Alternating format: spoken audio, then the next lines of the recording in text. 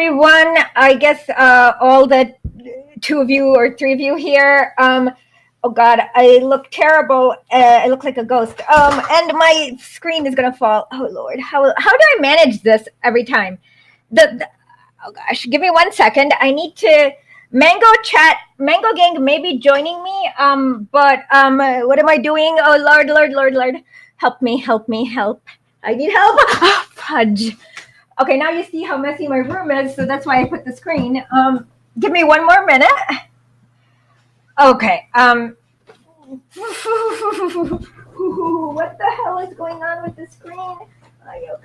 Okay, give me 1 second. I know this is weird. And other people managed to not lose their mics and screens at the same time. Okay. Hello, Shaya. That means poet, right? In Hindi Urdu. Okay. Okay. Thank you, Red Precarian. Oh, I look so bad because I'm okay. Okay.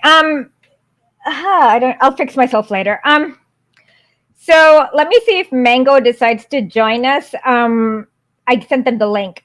So I decided to be impulsive. I was writing about Jakarta and Indonesia and the Suharto coup, and it's very depressing to write about it because all you see is heartbreak, heartbreak, heartbreak, dead people, heartbreak, dead peasants, and sociopaths.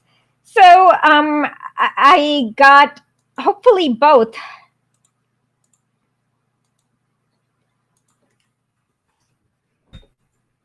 Hopefully, I don't know. I sent them the link. Hopefully they come. So I was like, okay. So then I saw this tweet by A-Nark where it was like a total word salad to mean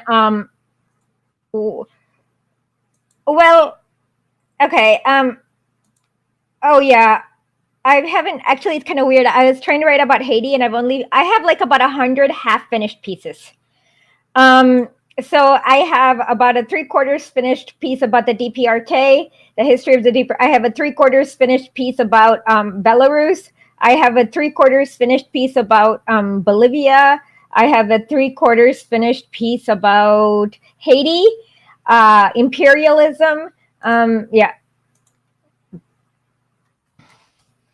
And so I have about 43/4 finished pieces that I need to finish. And that's the really bad thing about ADHD is that there's so many 3/4 finished pieces. Some of it is not my fault. I'm waiting on FOIA stuff, but whatever. It was depressing. And I'm like, okay. So I stumbled upon this tweet by Anark, and he just irritates me. And then I thought, wait, why not juice up my algorithm a little bit while I'm mocking Anark? Because nobody should, like, people should not be, okay, so people should not, mango is a fruit. I don't understand. Okay.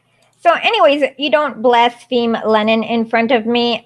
So he said something like, authoritarian leftist ideologies are just the recuperation of left radicalism by the world system, a highly successful campaign to neuter what? And its aim and its goal is at the establishment of capitalism instead of the negation. What the oh, thank you so much, Arlene. What the bleep? Okay, this is a word salad. I'm sorry, but this is like a total word salad, and it means white people. It's only a revolution if white people do it. Like, so, this is the problem with anarchists in the West. They are not as smart as they think they are. So what they have is a lot of ideology. Awesome. Okay, lots of ideology and very little actual analysis of the world. And they have even smaller imagination. And so what happens is that they end up basically regurgitating everything the CIA does, but they think that they're being revolutionary while regurgitating everything the CIA says. So, well, you're from Costa Rica, so you're not what I mean by Westerners. Like, you guys are smart. I meant by like imperial coureurs, like people who've been in colonizer countries, mainly U.S., UK, Canada, maybe Australia. Actually, Australians are a lot better actually than U.S. and Canada is definitely the worst in regards to not understanding the world around them. And it's not entirely their fault, but it gets annoying when you realize that they are one of the most counter-revolutionary people around. So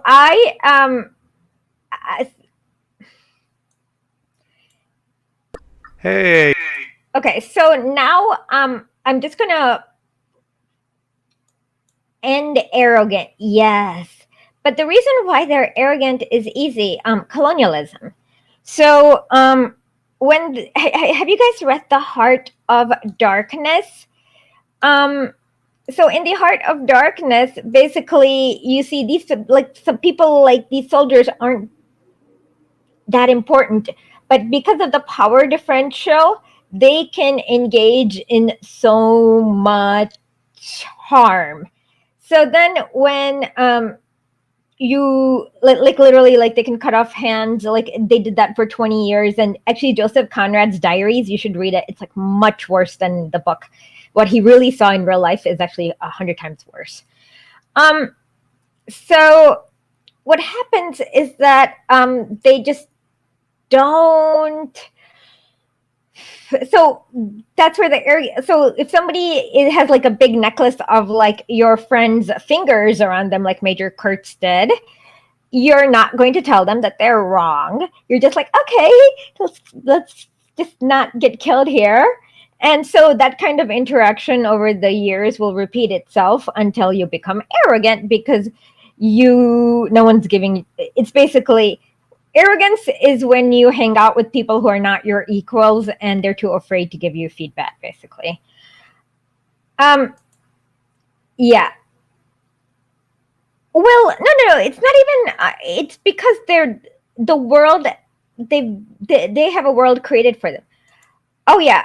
What's his name? I forgot the name of the director. Francis Ford Coppola. Okay. So, anyways, this Anark kind of just irritates me. Every time I see his tweet, I get irritated. I hadn't seen his tweet in months, but once a month I go and check to make sure there's nothing to dunk on. But today this like tweet just popped up, and I'm like, okay, he made a dumb video that has more views than most videos I've made. Why not just play up the algorithm a little bit and debunk his stupid video? Because so that's how the YouTube algorithm gets cycles. So the idea is that you debunk their video and then they troll you, and then you like that's why everyone does anti-Jimmy Dore videos. Okay, with that, let's begin. Okay, now let's have a pool. I'll tell you. Like, how many minutes do you think I can go without stopping? Whoever gets. Okay, whoever gets closest wins. Like 10 seconds, 20 seconds, 30, 1 minute, 2 minutes. Okay, with that, we begin. So Sammy may be joining us, but I'm not sure if he will. Hey everyone, Anark here. Today's video will continue the analysis that began in the first part of our video series called The State is Counter-Revolutionary. In part 1, we explored why the state is an inherently counter-revolutionary and anti-socialist institution from a theoretical standpoint, and then outlined what ideological trends led to its emergence in the left. What? Okay, how many seconds? Does anyone know how many seconds I got into this one? Actually, I do. Let's see. Let's see. Into the left lies in. Okay. Let's see. Well, in part for the outline. Okay, we got 22 seconds. Okay, we got about 22 seconds in. Any real change? That video's gotten a lot more views, but not really.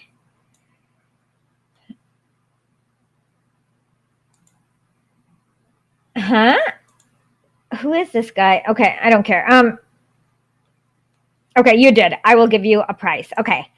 So, first of all, that is not how the state emerged. If you read Karl Marx, he explains how the state emerged. Basically, when you don't have a state, you have a whole bunch of warlords warring against each other. And then eventually one warlord wins out because people just want peace at any cost.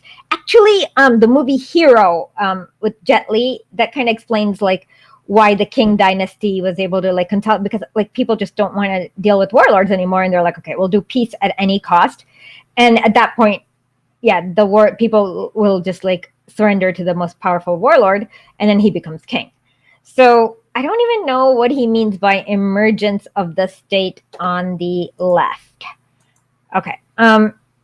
Let's continue. Oh, please donate. And also go to historically.substack.com/subscribe and whatever else. Yeah. And be sure to share this with your friends and families and enemies and whatnot. In this part, we will trace the progression of the Leninist method as it was first practiced in the USSR, and demonstrate its material impact as a justifying ideology. What? In part 3, we will trace the continuation of this ideological approach as it manifested in Mao's China. It's just, I bet you like it's just him being racist against a lot of Asians.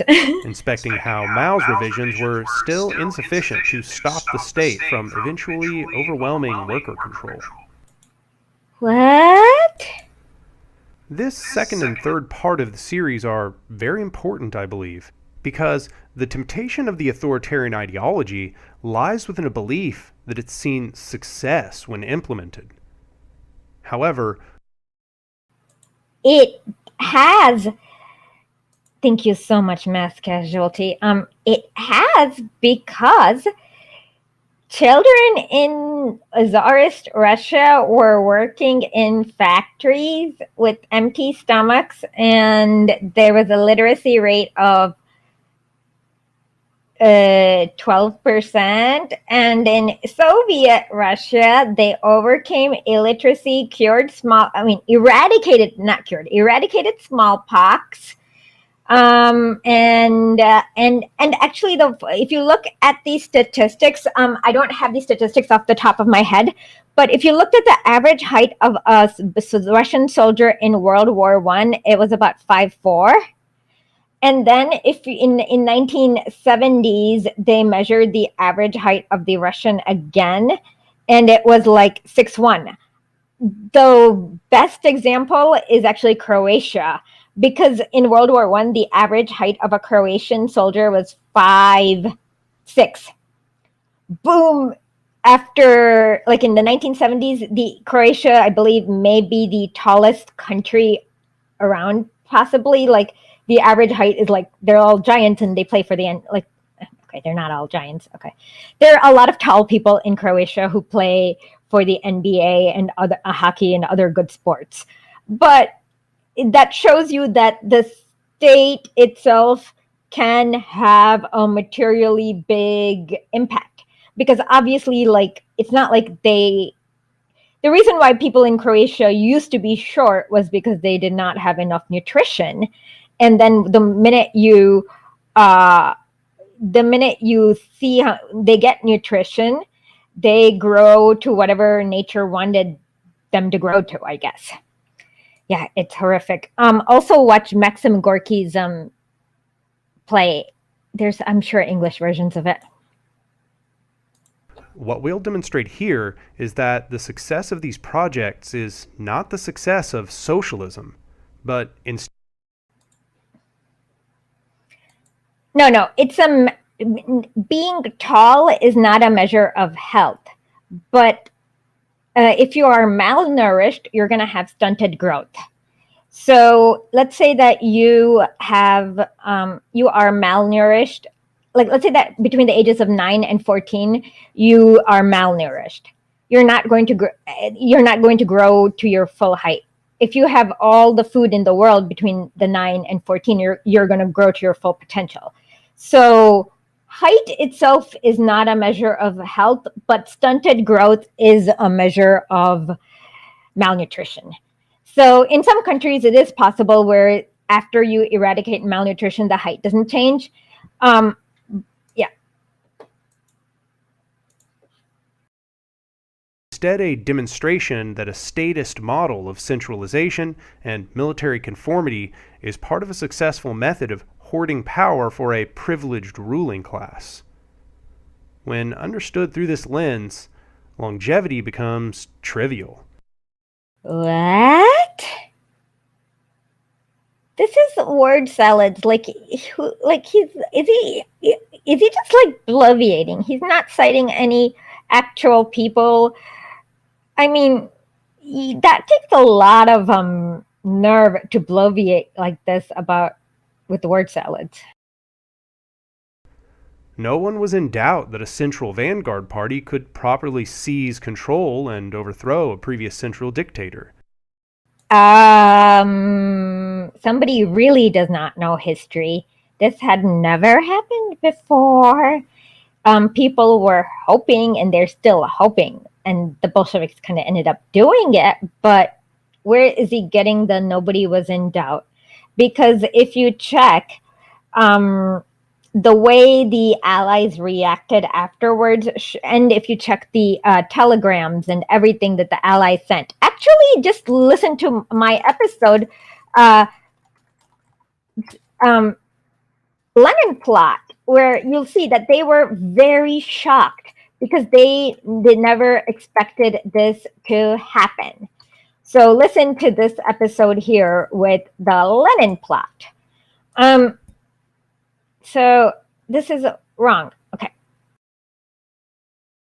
This is how every bourgeois revolution is carried out, after all. The conversation at hand. No, that is not how every bourgeoisie revolution is carried out. If you had read Marx and Engels, they would have explained the difference between the bourgeoisie revolution in France versus the whatever happened in Germany. And Lenin also distinguishes between the bourgeoisie revolution in France versus whatever happened in Germany with the Prussian Empire. So no, that's not how every bourgeois revolution happened. Method can bring about worker control of society. And as we shall see, it cannot. So, this is part 2 of The State is Counter-Revolutionary.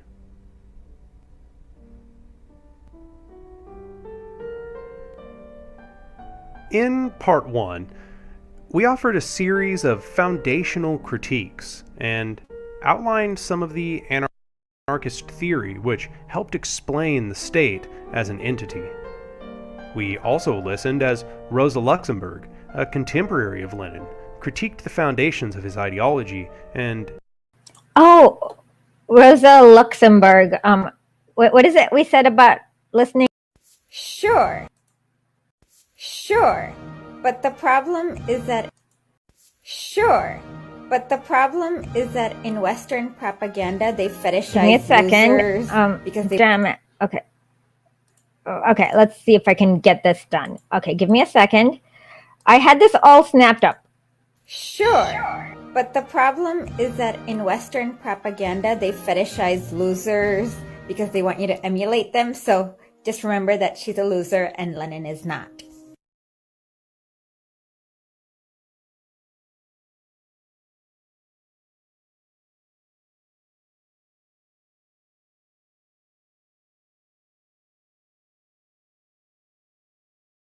Yes, this man sounds like the quality. Well, no, I don't think he understands what a quality of life is because he's never had a. I mean, like when you don't see the heart of darkness that happens in third world countries or the Jakarta method. Like once he said that Cuba was the same thing as Sweden or something really stupid because he doesn't understand how bad third world countries can be. So that's what's the issue. Exactly. Somebody needs to teach me how to do a Trump voice. Thank you. Muchas gracias. Nos vemos luego. Okay. So she's a loser. So why do we care? Okay, whatever. Okay, I understand she was assassinated, but I have to make this point about not fetishizing losers, or else Westerners continue to fetishize losers. Expressed her skepticism of his organizing ethos. She was killed by the Freikorps. She was absolutely killed by the Freikorps. So I don't know. I just don't think she's a very good authority on what is working and what is not. Oh, Sammy, thank you so much for joining us. How are you doing? I just brushed my teeth. Okay. Well, we have to listen to this Western A-Nark, and it's like almost it's like what is it? It's one of the worst things you will ever have to do. So it's like one of those lovely good night stories. Yeah. To an anarchist. Exactly. So I'm so glad you're here because it is like otherwise oh my God, it would drive me nuts. Are you in the UK or in the Middle East now? No, I'm in the UK at the moment. Okay. Can everyone let me make you a little louder. Yeah, sure. Okay. So so right now he just like it's okay. So this A-Nark right now was explaining why allegedly Lenin's authoritarian. And so he quoted Rosa Luxemburg. So I made my very controversial, not very, my kind of mildly controversial video about how she's a loser and you shouldn't listen to losers. So that's when you popped in. So welcome. Well, welcome to me, or welcome to everyone. Okay. Well, thank you. So what time is it, Sammy? Somebody's asking. It's almost 2 in the morning right here. Wow. Thank you. Okay, so let's get started. However, the anarchist Mikhail Bakunin saw much further than this. We have left his predictions for this video because I'd like for them to stay fresh in your mind as we proceed. Bakunin did not even have to read Lenin to know. Bakunin did not even have to read Lenin. He just had to hate a certain group of people. Asiatics? Wait, is Bakunin also anti-Semitic like Proudhon? No, I think it was wasn't it Bakunin who wrote the God and the State? I don't know. I've never read anything of Bakunin's. Yeah, it was him that wrote God and the State, and where it was basically like a certain group of people. It was because of them that the world is not fair. Ooh. Oh, I know what kind of group of people. Okay. How? I did not know that. Okay. Let's know what kind of expediency was on its way. Indeed, he could see the embryonic justifications within Marx. For example, in 1869, nearly 50 years before the USSR even came into existence, he said, "The dictatorship of the proletariat. In reality, it would be for the proletariat a barrack regime where the standardized mass of men and women workers would wake, sleep, work, and live to the beat of a drum. For the clever and learned a privilege of governing, and for the mercenary-minded, attracted by the state bank, a vast field of lucrative jobbery." What does lucrative jobbery mean? He spelled it Jobbery. I'm not sure what he means by that. Maybe Bakunin apparently wrote that. I don't know what that word means. But the thing is that none of this actually makes any sense. For the mercenary-minded attracted by the state bank. Does any of Mercenary this, minded, maybe because like mercenaries are the ones who put their life on the line and fight for money, basically, or the highest bidder, and therefore they go after like the highest paying salary, like the lucrative jobbery.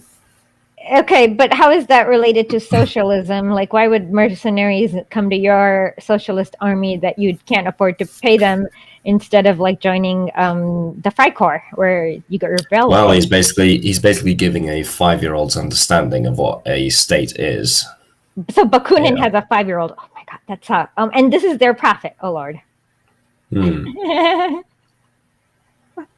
Okay, let's continue. Then, later in 1873, the leaders of the Communist Party, namely Mr. Marx and his followers, will concentrate the reins of government in a strong hand. They will centralize all commercial, industrial, agricultural, and even scientific production, and then divide the masses into two armies, industrial and agricultural, under the direct command of state engineers, who will constitute a new privileged scientific and political class. What's wrong with that? I don't understand what's wrong with that. There's someone in the comments saying this dude is definitely at the epicenter of the bedtime discourse. Like, I honestly couldn't. Yeah, that's quite an accurate description of what he said in the first paragraph of, oh, people will be going to sleep and going to work. I'm like, oh, someone's telling you to go to work and wake up at a certain time. Oh, poor you. Ah. And I remember seeing, actually, it was only a couple of days ago, I saw this graph or pie chart proudly posted by an anarchist on Twitter, by the way, that showed that approximately 90 or 95% of anarchists were from the first world, or white and from the first world. Yeah, that makes sense, because only like because if you're from the third world, you realize that you need a state to protect you from white man who's gonna like kill everything that moves. But if you're from the first world, you are the person who's killing everything that moves, so you don't really realize that what you need protection from. And so your entire thing is, I want to smoke marijuana, and the state won't let me smoke marijuana, right? And I have to get up at 8 a.m. Oh, what a stressful life. Yeah, exactly. Okay. Yeah, and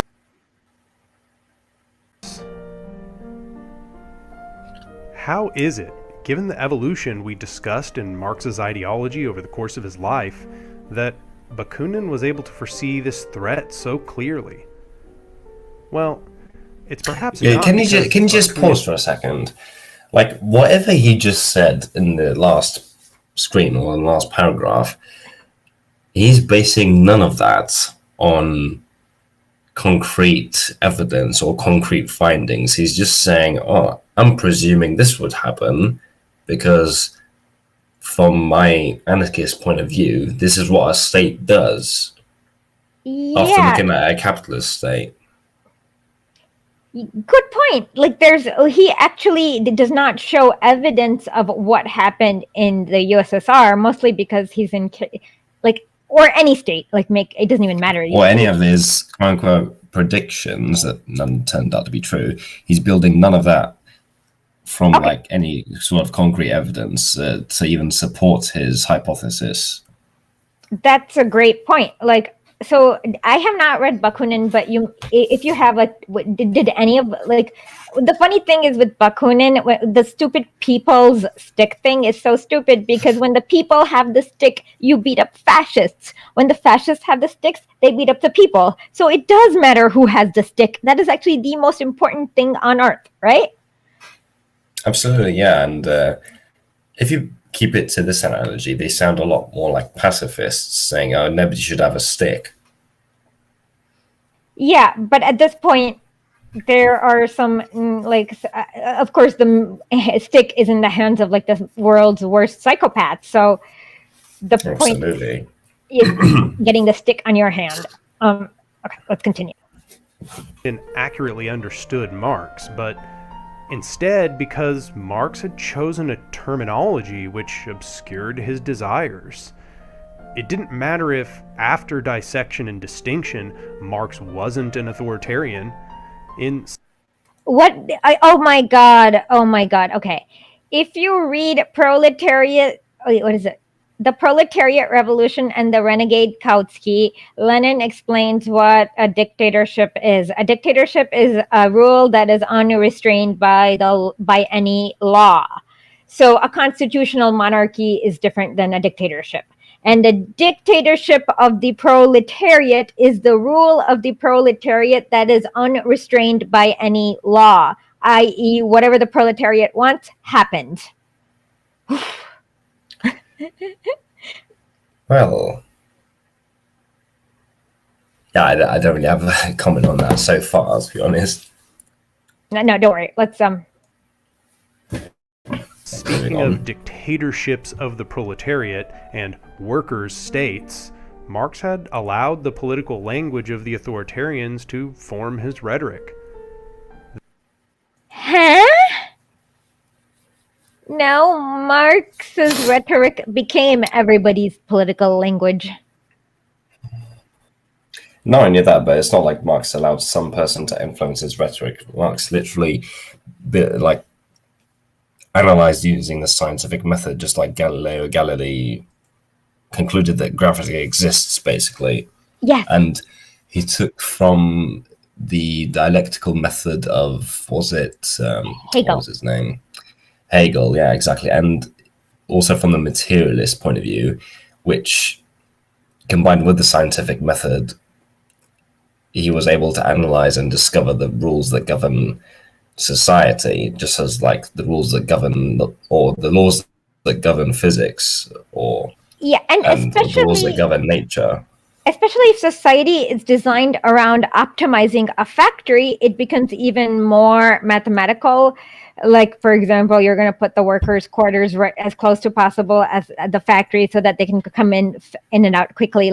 So that's another thing that made it more predictable, is the advent of capitalism, where you have large-scale automated production. Yeah. That later authoritarians might then transform that rhetoric into justification for their power is not shocking. This is, in fact, what has come to be called the linguistic turn in Russia. What? Did he say linguistic turd? I thought... What did he say? Ozzy is just trying to sound fancy at the moment, isn't he? Yeah. What did he say? Linguistic what? I didn't quite hear that. I thought he said linguistic term, which doesn't really make sense either. Okay, let's Google both linguistic turn and somebody says he definitely said linguistic turn and not linguistic turd. So let's just Google what linguistic turn means in Russia.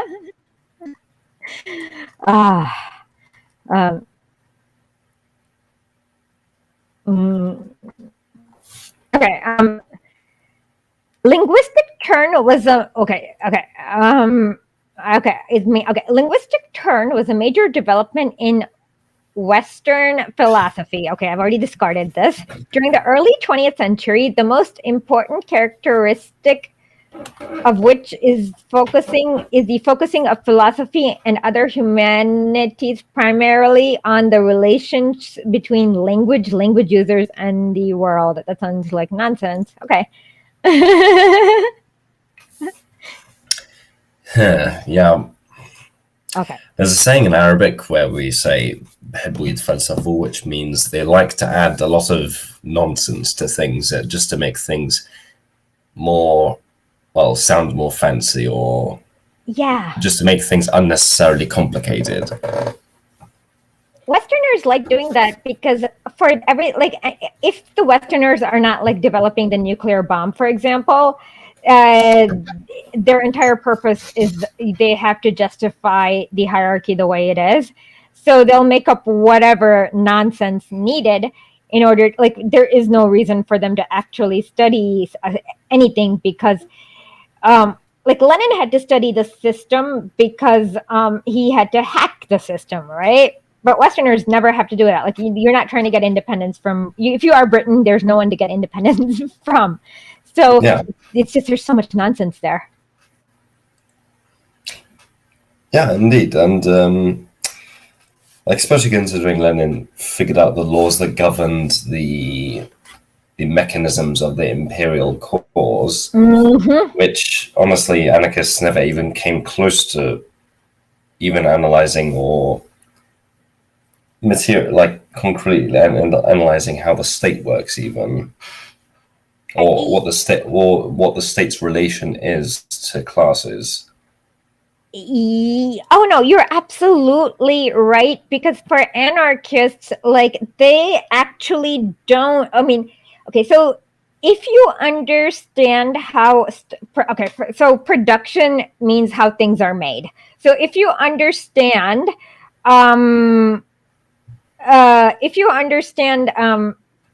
things are made, then you'll realize that there is some child slave in Africa making your chocolate. You know what I mean? And then you think about what is keeping that child slave as a slave. And then you're like, so then they do this. But for anarchists, they just cut that themselves off and they're like, magic, chocolate. Oh, I don't like the fact that I can only eat one piece of chocolate or something. You know what I mean? There's no further analysis.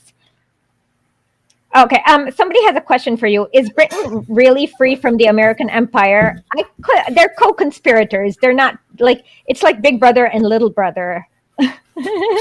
Yeah, and I mean, like, it's as close to how you would put it. However, like, they're basically like the smaller sibling, I would say. Yeah. But then it's not like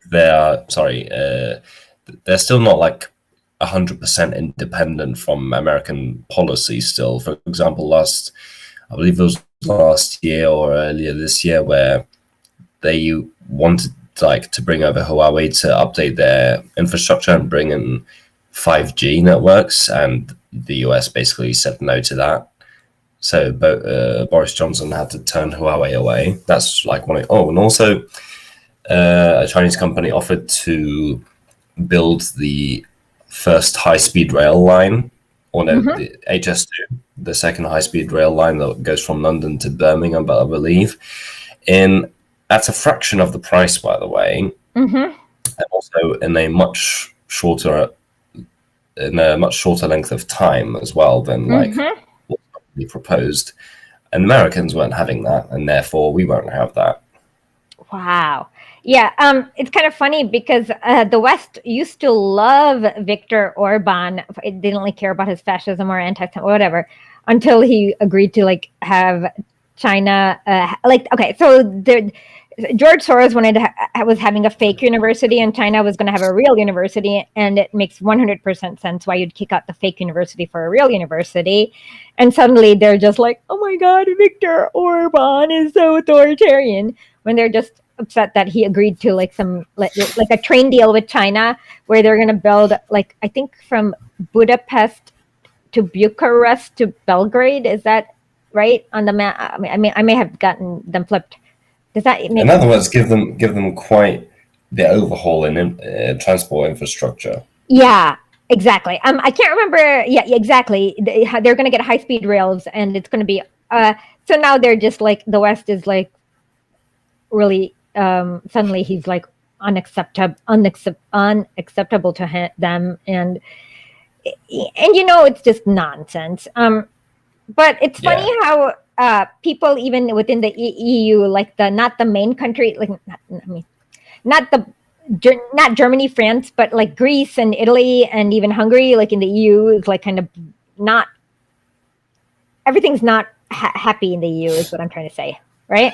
Yeah, I mean, like since the fall of the Eastern Bloc, basically West German capital, obviously flooded into Eastern Europe, and French capital, I heard, flooded into Southern Europe, and like that's like where the EU's sort of exploitation comes from, at least in the European peripheral, like Eastern Europe, Italy, Greece, Portugal, I believe. And yeah, these countries are looking for alternatives right now, and even their next door neighbors are not really fancying that at all. Yeah, I mean, what's his name? Janusz Varoufakis literally called the shock doctrine that the Clintons and Obamas put upon Greece like mental waterboarding. And basically they had to cut pensions from all these old people in Greece in order to like make sure German bankers are happy. Yeah. Yeah. So, but how did? Okay, well, hold on. Let's just continue. How we weird. In this view, then, Bakunin's critiques are being levied against the risk of what Marx's ideology might become if appropriated by a centralized state. After all, this is really funny. He thinks everything is ideology and nothing is real. You cannot appropriate growing, like just because you appropriate Marx's ideology doesn't mean you can grow enough food to feed everyone. You know what I mean? That's a physical problem that has to occur in real life, regardless of what ideology you use in state. So like nothing is real for him. Yeah, I mean, like this is quite a peculiar case, really. Moving on. Okay. Bakunin and other contemporary anarchists recognized quite deeply that if socialism is worker ownership and control of the means of production, then the state, a centralized, top-down power structure which seeks the monopoly of violence, is inherently in opposition to socialism. First of all, he does not know what socialism is. As Marx says in the Communist Manifesto, the first stage of socialism is the dictatorship of the proletariat, or the proletariat taking up state power. Also, didn't you say that socialism is the workers' ownership and control of the means of production? Well, I wonder what control means. I don't know. Isn't that a top-down hierarchy? I absolutely wonder. Yeah, no, let me just check what Marx said in Communist Manifesto real quickly, because I don't think he said the first step.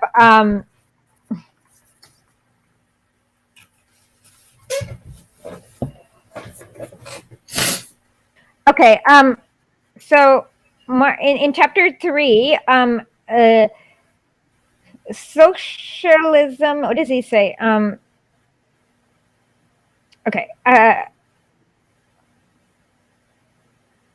Okay, hold on. Okay. He mentions like all these different types of socialism. Hold on, let me figure this out. Okay.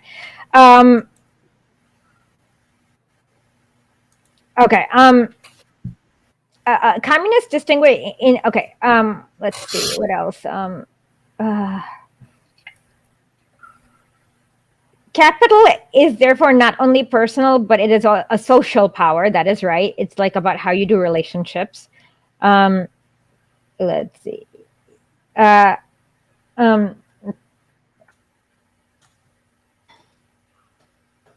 I give up. I can't do it off the top of my head, but Marx did. Let me just see if I can do it quickly.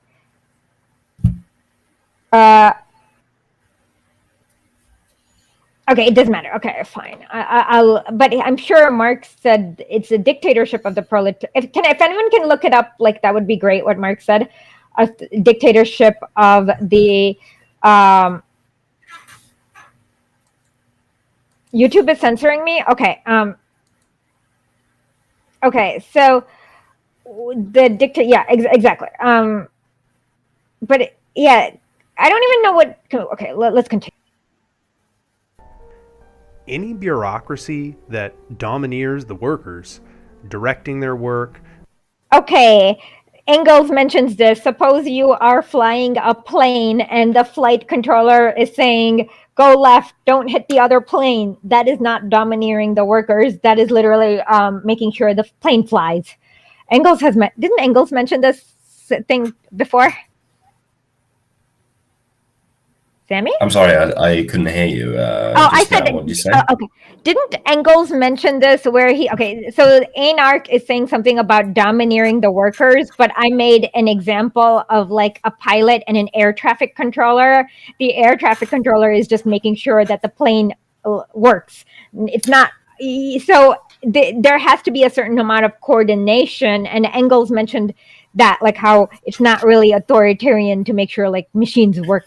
You know what I mean? Yeah, I mean, like when they say, "Oh, we don't want any like top-down hierarchies," and then you kind of press them on the need for some top-down hierarchies in some aspects, at least, and they say, "Well, yeah, actually, we do need them in some areas. Like it needs to be a justified top-down hierarchy," and then you press them on the standards or what the standards are for the need of a top-down hierarchy. They pretty much are barehanded in terms of what they have, like as a checklist, like like to scientifically determine what needs a top-down hierarchy and what doesn't. Yeah, it seems like, well, that's because you need to, in order to determine that, you need a lot of like logistics optimization, and that's a highly technical mathematical field where you need to be engaging with reality. Yeah, absolutely. So it does need some more educated individuals or specialized individuals in the end. Like Yeah. in terms of the division of labor and stuff. Yeah, but this is funny because like this is where the anarchist shows the ignorance of like what exactly happens in a pre-feudal society, like where the food goes, how do you get transported from place to place, and how the pre-feudal society or the feudal society transforms into an industrial society. Like, so for him, like they just see the industrial society and they think, oh my God, I have a bedtime. But then they don't understand that in the feudal society, children need to be like working in farms instead of going to school. So it's kind of like they don't make the connection between industrialization, labor, and food and society. I mean, they don't really take development into account at all, for one, which kind of explains their short-sightedness on that part, I suppose. You're right. And why don't they? Like, it makes no sense whatsoever. Well, I guess that is the way you keep your Western people kind of comfortable, is that they kind of just don't think too much, and then I guess you can imperialize every place. Yeah.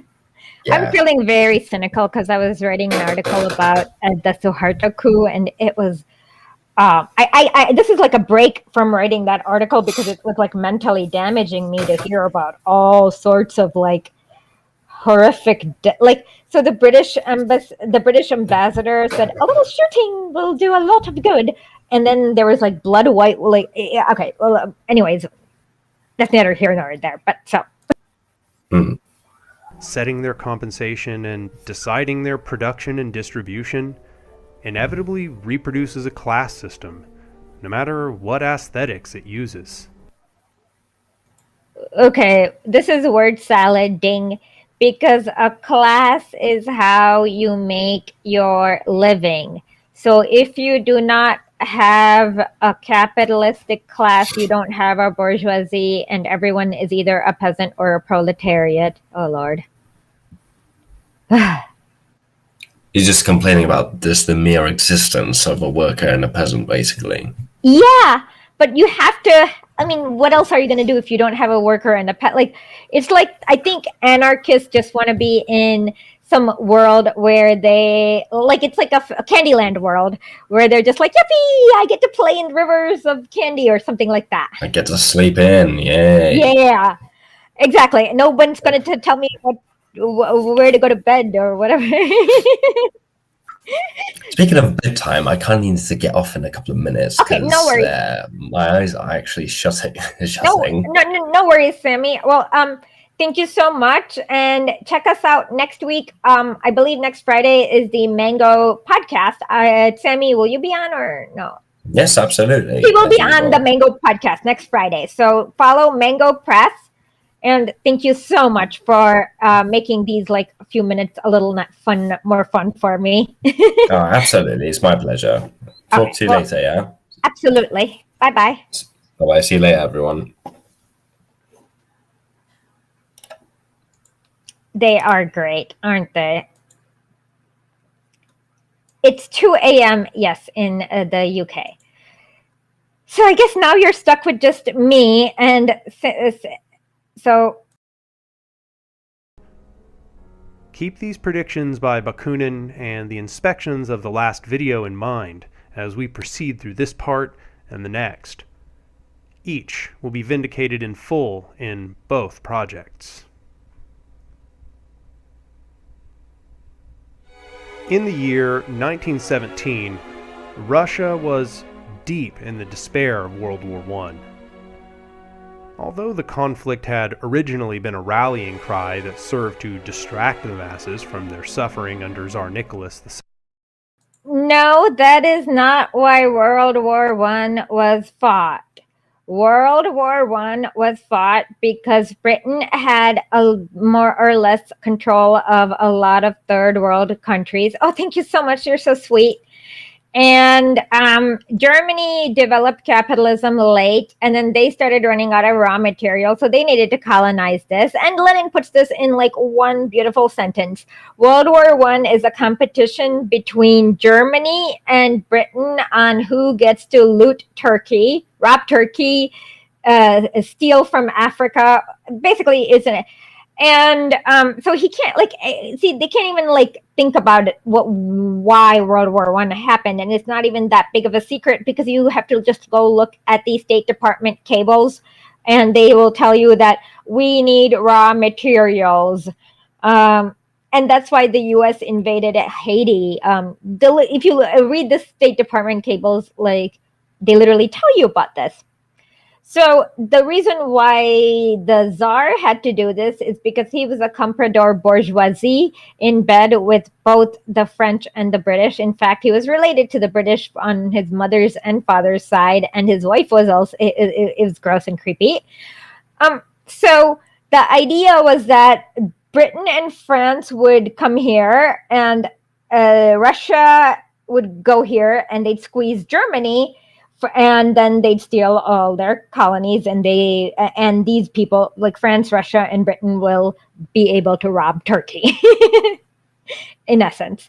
So this is not why World War I was fought. So, I mean, oh, and by the way, my favorite Stalin quote ever is anarchists show nothing but their ignorance. So just keep in mind, anytime that, no, it's not, I've seen this wedding, and the monarchy's not back. The wedding is, there is a wedding that will rile up. Okay.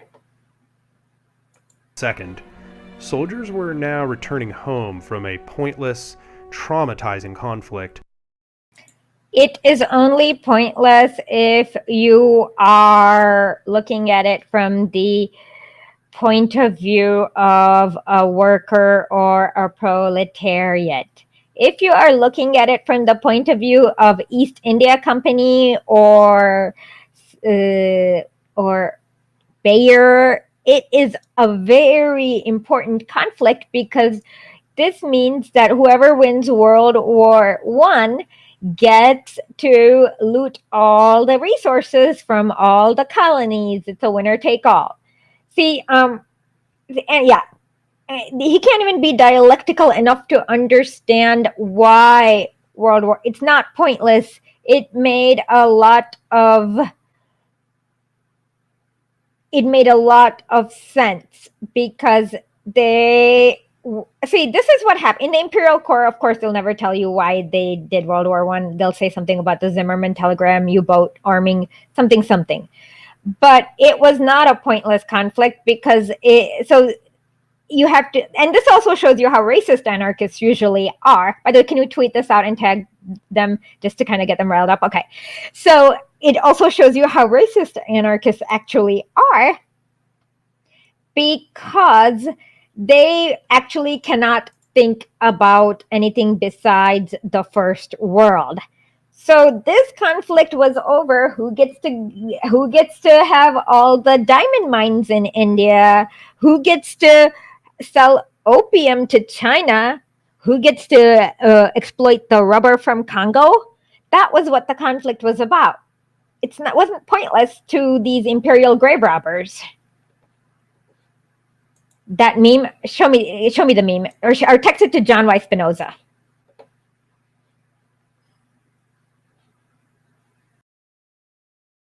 Only to find their wives and breadlines and large groups of the industrial workforce now engaged in early conflict with the state. Oh, Jesus bloody Christ. There was no... Oh my God. Okay.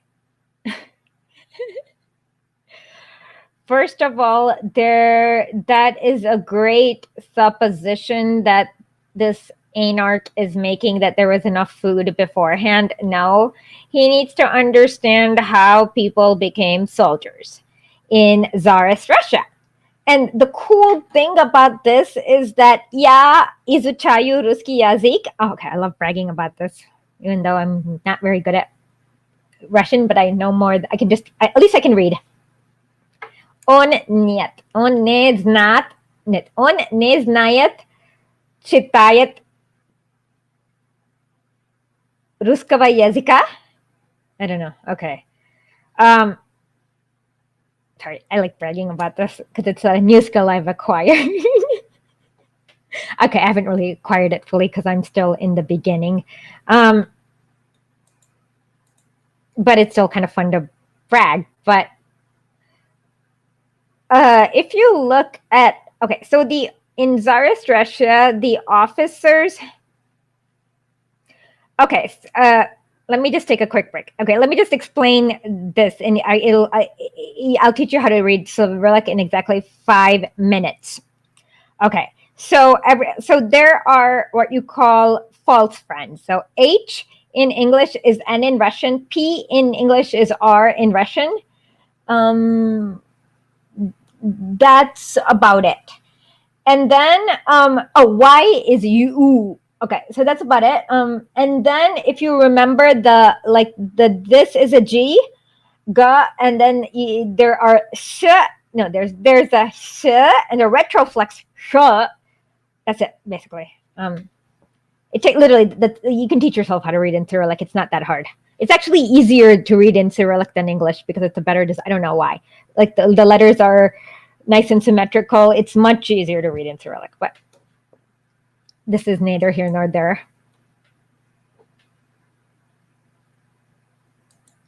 Well, no, I don't think he even knows it. No, what he wants to do is press a button to warp drive Star Trek. So that's where he is at. He's like, oh, this is not like Star Trek. It's not, there's no, and yeah, of course, this is not like Star Trek because this is 1900s Russia and it's far away from Star Trek. So to him, socialism is only Star Trek. And then, so that's like all he's doing is comparing 1900s Russia to his imagination because he doesn't understand reality.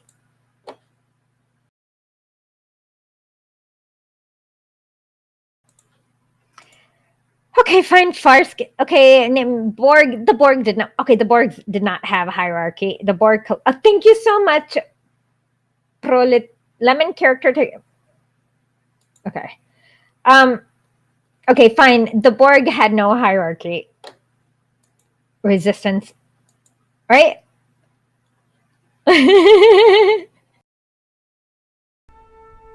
Both the peasantry and the urban proletariat had lost faith in the regime.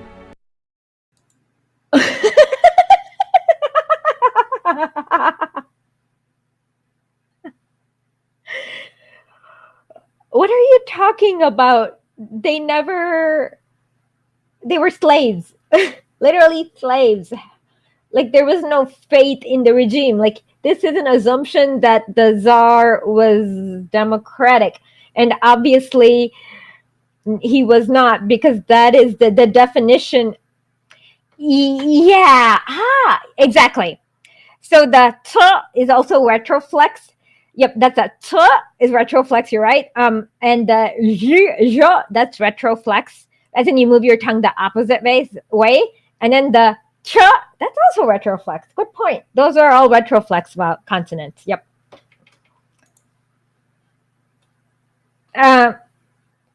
Does he think the Tsar, like there, no one had faith in the Tsar? That's why they needed for like millions of Cossacks to like aim guns at peasants, like to make them work. Oh God.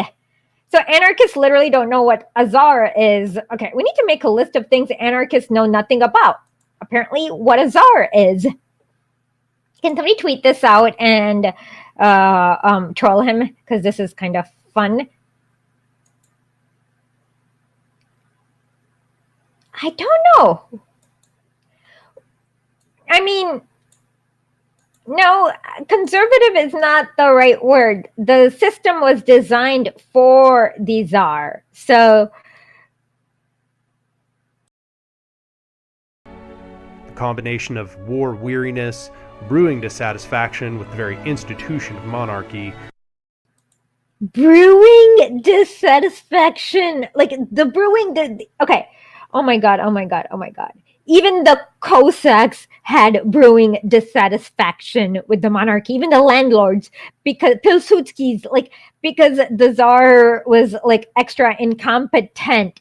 If you were a poor peasant who was drafted into the army, what the heck? This is like, he can't even frame it, right? He can't even imagine himself as a literal slave. So often, if you were like a misbehaving peasant, the owner or your landlord would like send you off to the army so that he didn't have to deal with you as a headache.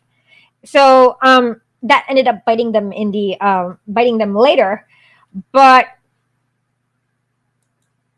well, he doesn't even have the right tape. He has a tape from, I believe this sounds like Witty, like Sergei Witty or Milyukov's tape. This is not even a tape from the average Russian. It is literally Milyukov or Witty or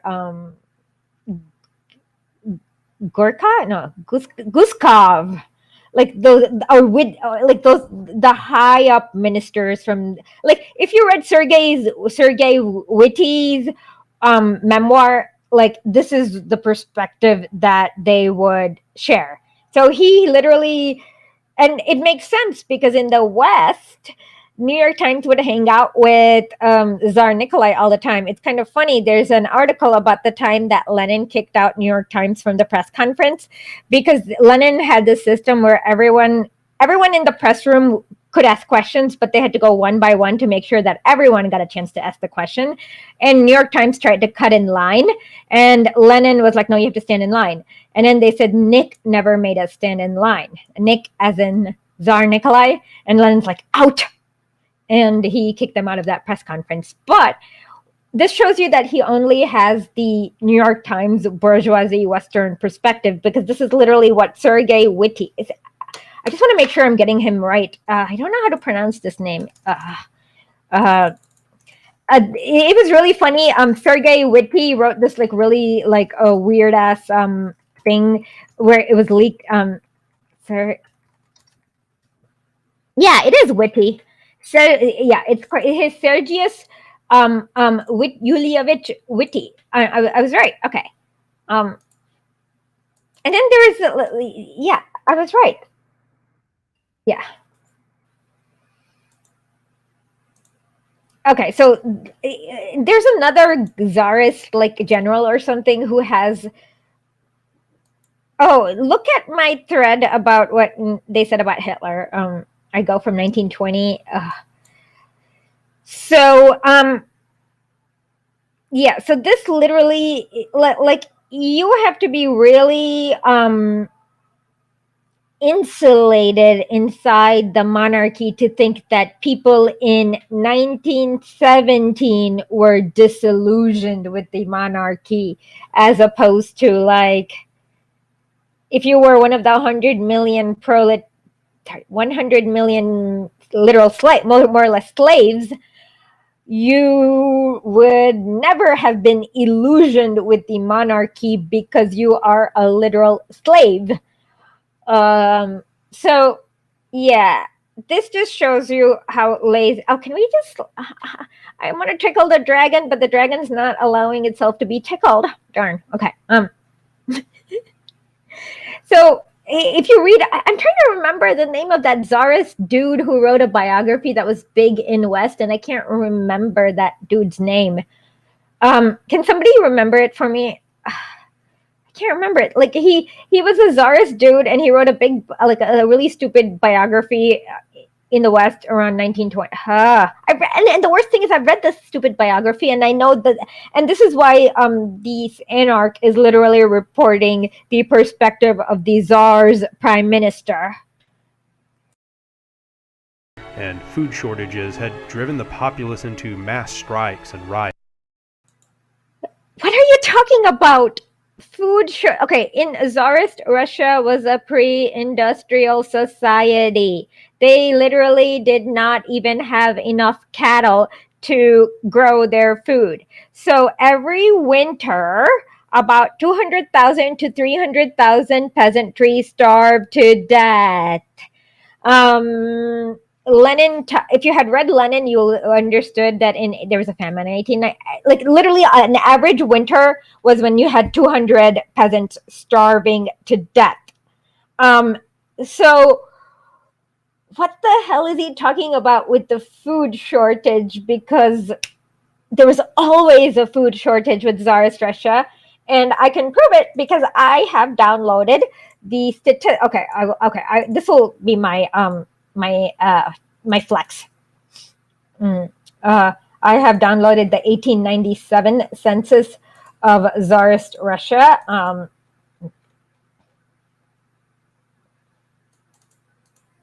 By the way, look at how much more thorough I am than those idiots. So please become a subscriber. And yeah, because I feel like I feel bad miseducating you guys. Where did my census go? Yet, hold on. So yeah, look at how bad that these people suck in. Like they look at the education standards in the West and how low it is, and how Dunning-Kruger people feel. I can't find it. Damn it. Okay, hold on. Give me 1 second.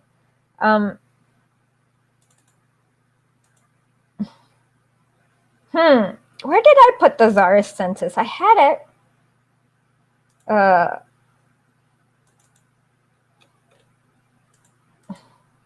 Where did I put it? Damn it, I can't find it. Okay, I'll tweet it out. I'll send you guys the link via a Telegram, I guess. Found one. Okay, I found Lenin's land cultivation statistics. Okay.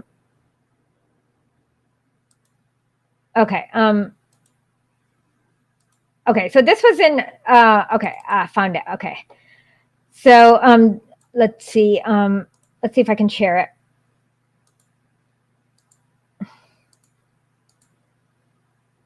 See, so what he did is, this is somewhere near Crimea, and he figured out like how much land people had. And so basically 9% of the households like had all, like majority of the food. And if you read Development of Capitalism in Russia, you'd totally understand. Did you guys see this or no? You didn't see it, did you? Were you able to see it? Let's see. Let's try this once more.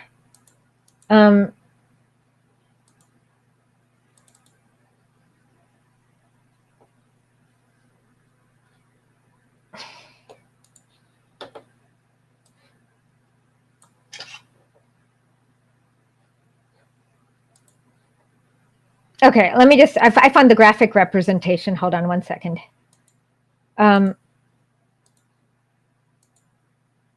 So this is the total, okay. So this is the income bracket.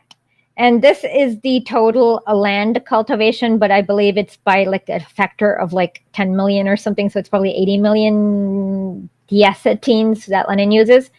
So what you notice is that most of the land cultivated would belong to the people from the 4th through the 5th quintile, i.e. really wealthy people. So most people, and then they would hoard their grain and sell it to France, and most people did not have enough food. So this is the most ridiculous bourgeoisie, like he literally, I swear to God, he read the czarists, like some czarist dude's memoir or something, if that. Or he probably just like Googled Wikipedia. Does Wikipedia give you some random czarist dude's memoirs perspective? I bet you that's what he did. Riots.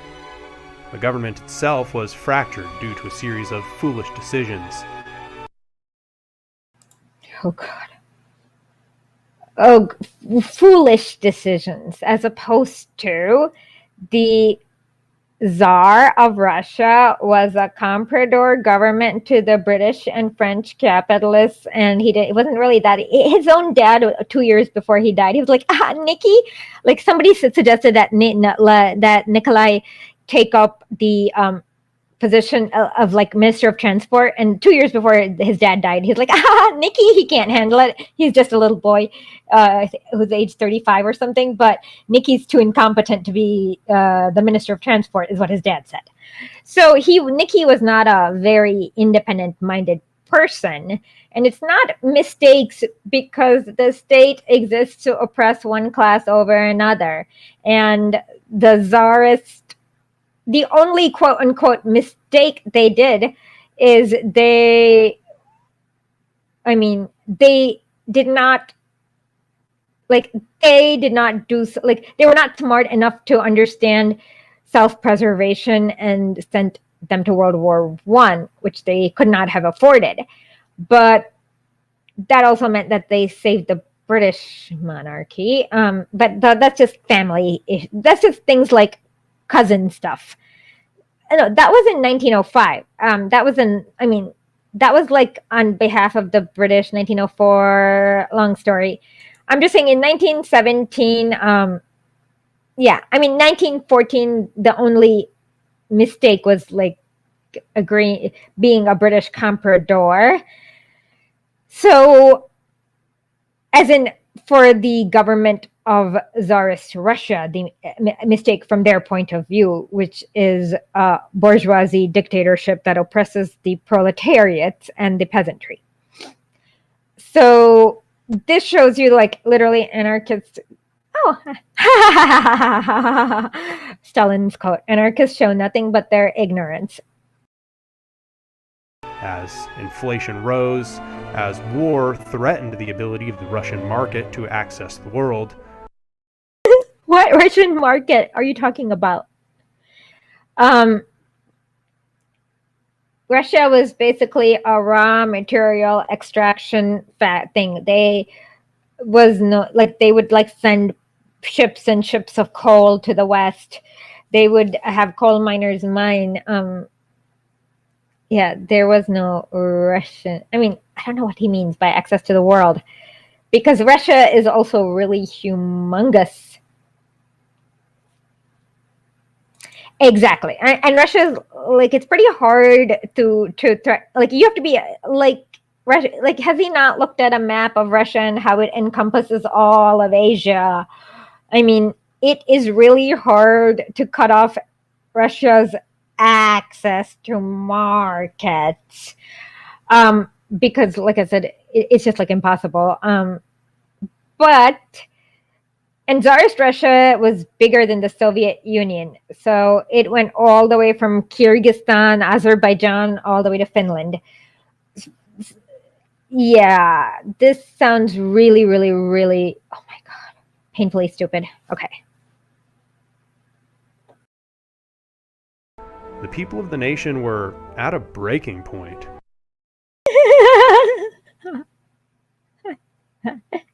Does he not understand what feudalism is? Wow. This is like an exercise in Western chauvinism and Western reactionary incomprehension.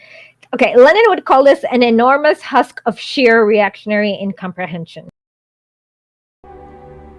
That breaking point would come to be called the February Revolution.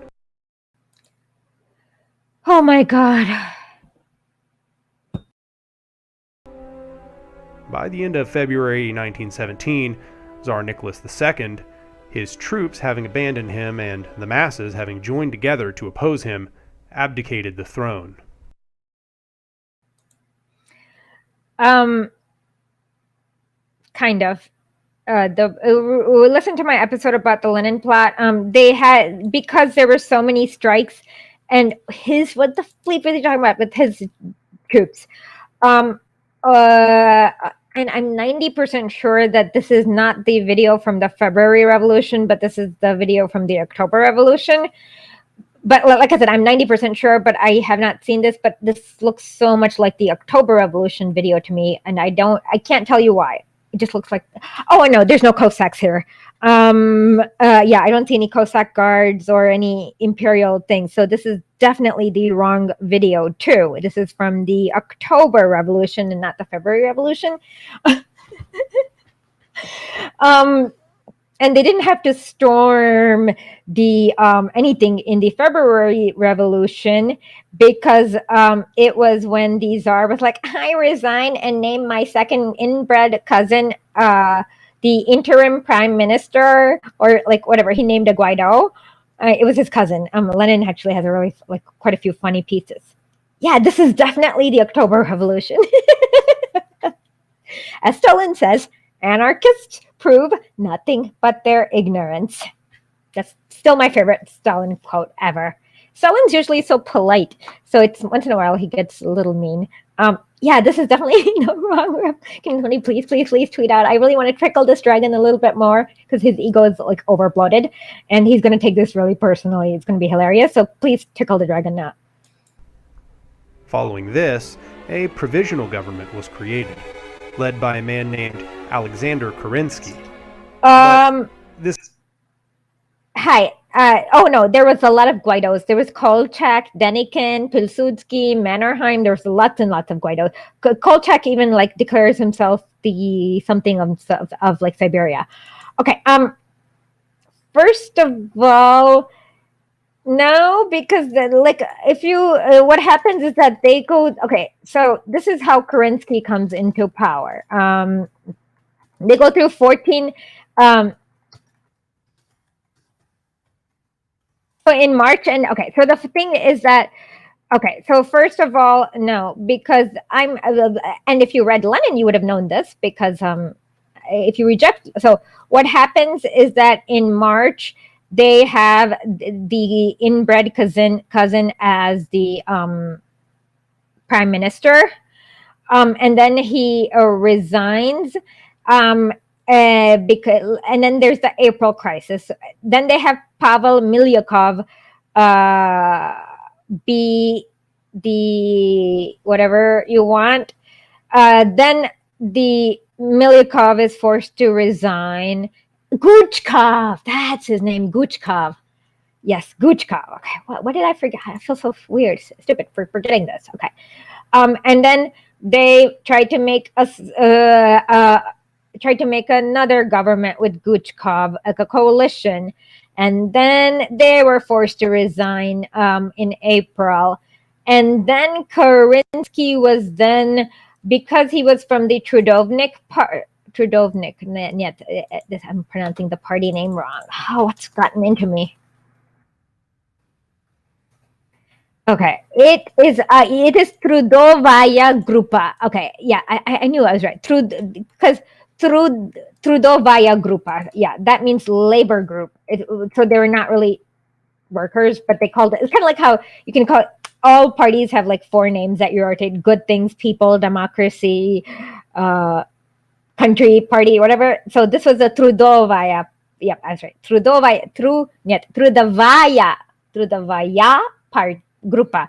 So because of for a while the Trudovayas were a little bit progressive, like they would be in the Duma and they would like actually say something like, "Hey, maybe we don't have to worry about homeless landlords after we after we take their whatever." So they had this like AOC kind of I guess cred. So the imperialists put in Kerensky in Spasiba. Thank you. My Polish pronunciation probably really sucks though.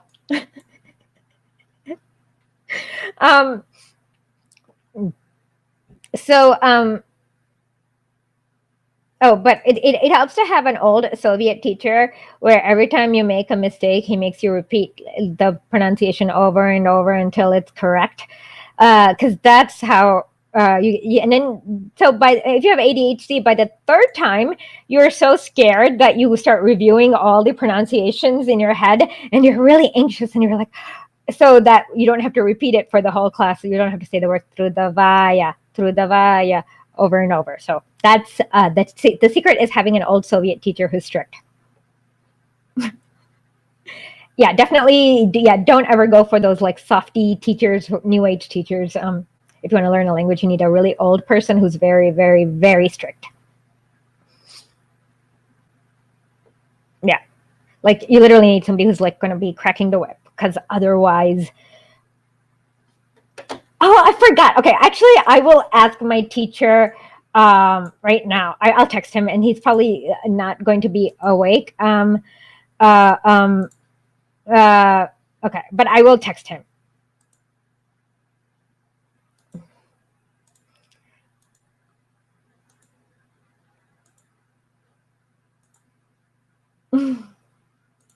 Okay. So yeah, Kerensky came in June, and so during this time they were pretending. Okay, so they knew the minute they were to have a constituent assembly, i.e., real democracy, all the workers and peasantry in Russia is going to be like, okay, we're going to check out of World War I. Bye bye. So the idea was to like have these like fake comprador governments. They'll be like, okay, we're going to have the Constituent Assembly first day in March. Oops. Oh my God, we'll delay it May. We promise to have it in September. Actually, we're totally going to have it in October. And that's when the Bolsheviks were like, okay, you guys are never going to have it. That's why we're going to overthrow you. But that's basically what, and so Kerensky didn't come until June. So there was a series of like, I mean, if you had read Lenin's like 1917 letters from afar, you would have known about all the drama between they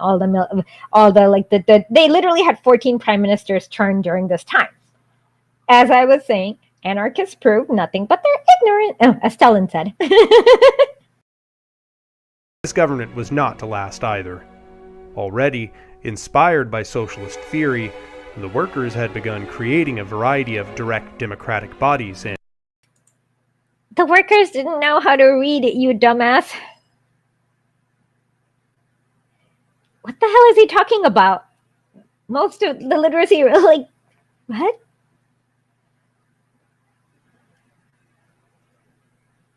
My God, this is like anarchist fan fiction. And trade unions. And although they took many forms, we will call the direct democratic bodies factory committees. No, oh Lord. Okay, I'm gonna have a headache about this. Okay. This is gonna be a headache, right? And we will call the broader hierarchical representative organizations trade unions. Oh God. No, you idiot. Jesus Christ. Only Lenin had written about trade unions and factory committees where he made fun of he did, didn't he? And what was the piece titled? It's something like what was it called? Oh, trade unions and factory committees. Like he would have been able to not get all this confused. Okay, so let's try this again. See the title, trade unions and factory committees.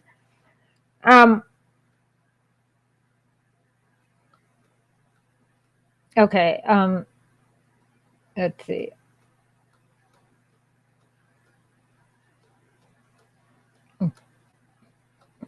So yeah. Anyways, I just like to like do this because usually like it's kind of funny because if you ever feel like you don't know enough,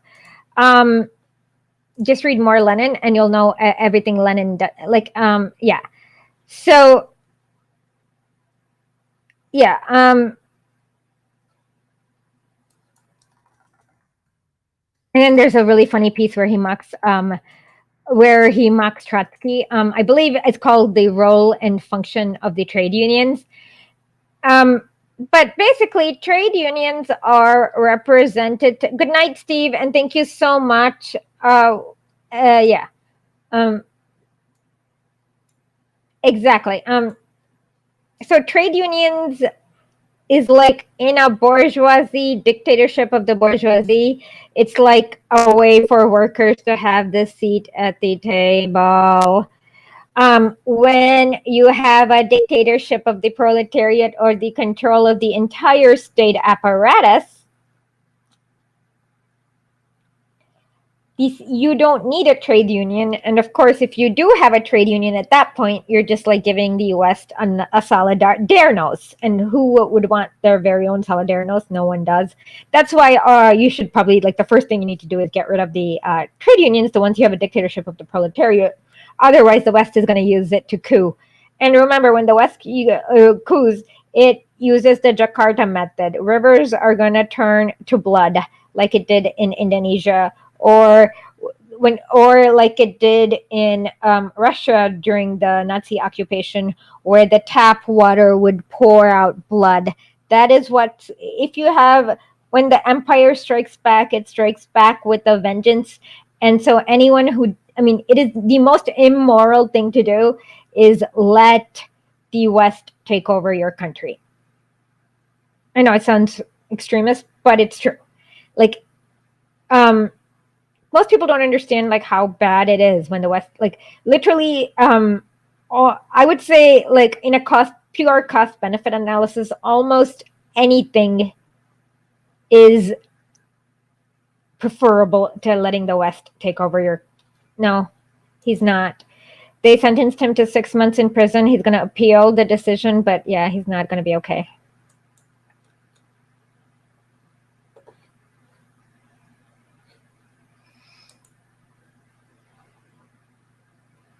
Okay. From here on out.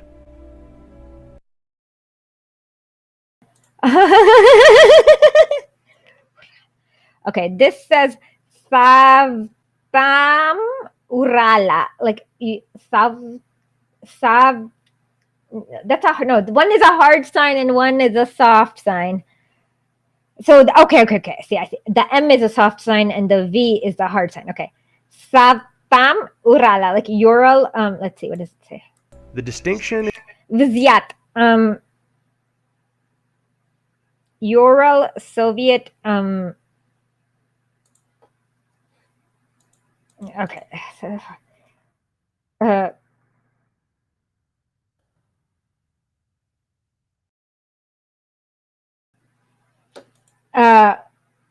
This is not a factory. Never mind.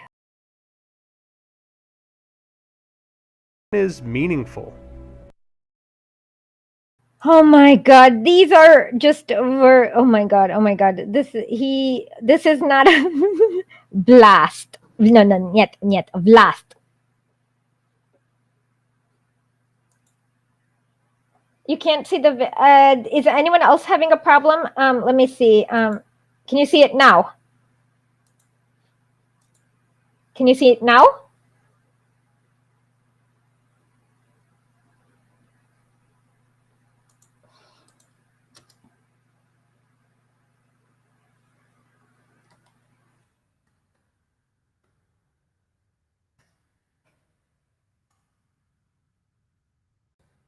The Ural.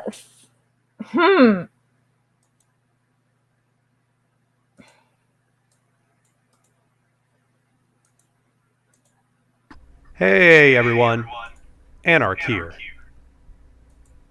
Textile, the trade union, to resume work and today to organize factory committees, and that breaking point would come to be called. Now can you see it? The workers had been. Now can you see it or no? Okay, sorry about that. Okay, so let me just talk. I forgot. Factory committees, and we will call the broader hierarchical representative organizations trade unions from here on out. Jesus Christ. Okay, it says Savietam. Okay. I see. That's the I. That's what the I is back. Okay. That's what the E is back then. Okay, it's Savietam Urala Vizyat Vlast, like the Central Soviet Ural authorities. I'm sorry. Although I know it is getting a little pretentious of me bragging about how I can read Cyrillic, so I should stop doing this. The distinction is meaningful. These factory committees were not mere. No. Oh my God. Okay, hold on. Unions. They were not managed by an internal hierarchy, and they did. They were. What are you talking about? You. Oh God. What? Like, this was Tsar. Are you talking about Tsarist Russia or the Soviet? What the hell?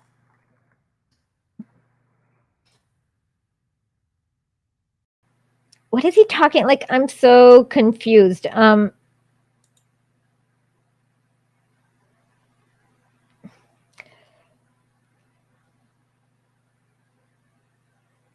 Okay, so what factory committees were kind of like what do you call it? Okay, so what is the right word? Like the government bureau. Okay, so with under the Tsarist government, there is like lots of random bureaucracy based on yeah, but he has 7,000 views, and I don't understand how 7,000 people have watched that goddamn video. When like I only get like a few hundred views, so how did he get like thousands of people to watch this bloody video? I don't get it. Okay.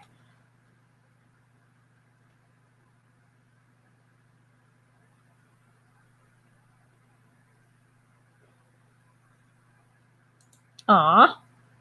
Well, I hope you got some good stories to remember and write it down. You should write it down like as much as possible for history. Okay.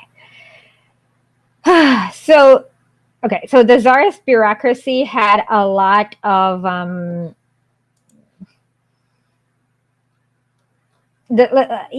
can't see the Cyrillic. It just says Cyrillic, Nando. I can't see it. It just literally says the word Cyrillic in it. Okay. So okay. So it was basically so they had the Zemstvos, which was basically a whole bunch of liberals and some inbred royals and landlords who would do the administrative agencies. Well, when you overthrow them, you can't trust them. So what the factory committee would do is that for every ex-worker, they would nominate people to do like these administrative agencies in a small region, so that like things like food and logistics, transportation, things like that got taken care of. So he doesn't even know what a factory committee is. Oh my God.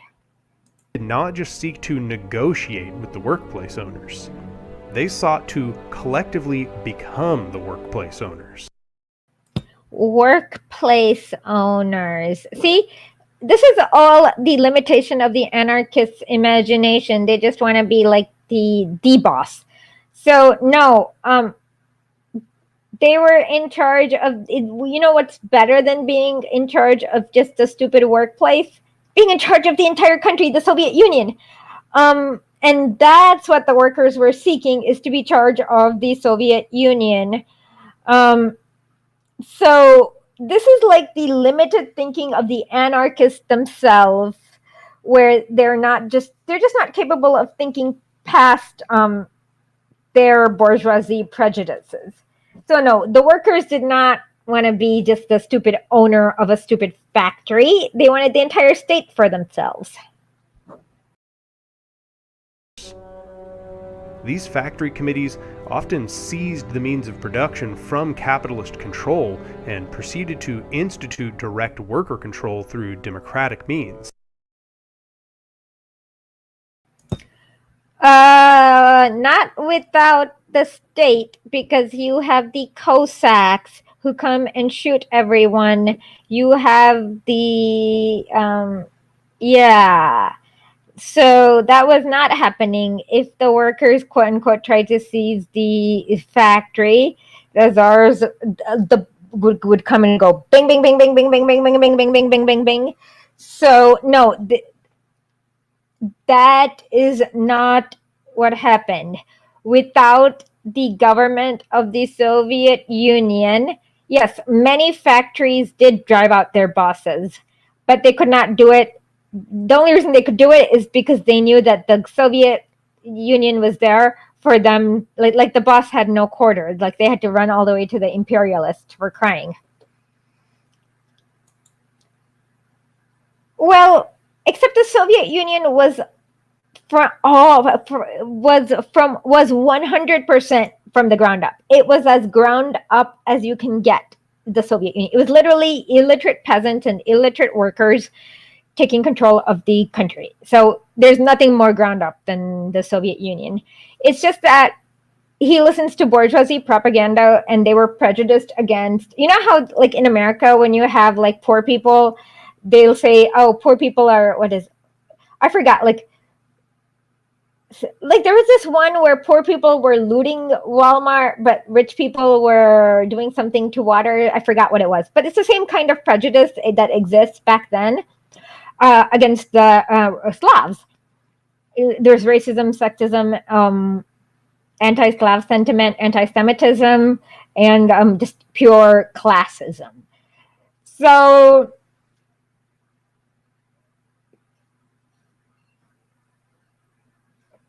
what they don't realize is that there was nothing. I mean, I forgot what they just don't realize. Even kindergarten, my niece, okay, please don't insult kindergartners. My niece definitely has a better critique of the Soviet Union than this.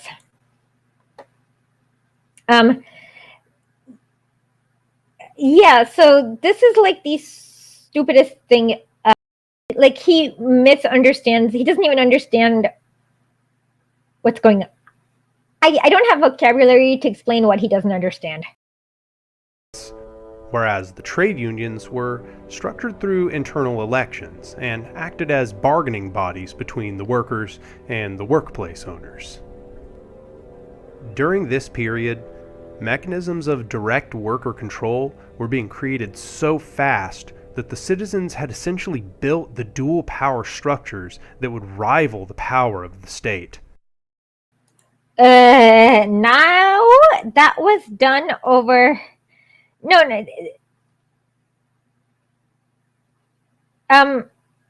No, that was done over 30 to 40 years. They started in like 1890 maybe, and then they built like these shadow state structures. So by the time the Tsarist state decayed away, there was a shadow government right there to take over. So like it seems like he thinks they did it magically, like in 4 months spontaneously. No, it was built over 40 years, if not longer, maybe even longer. As far as my research tells me, they were doing this since like even before Lenin.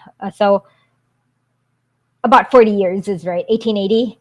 But I could be wrong. I mean, they may have started even earlier than that, whenever capitalism began in Russia. But yeah. Maurice Brinton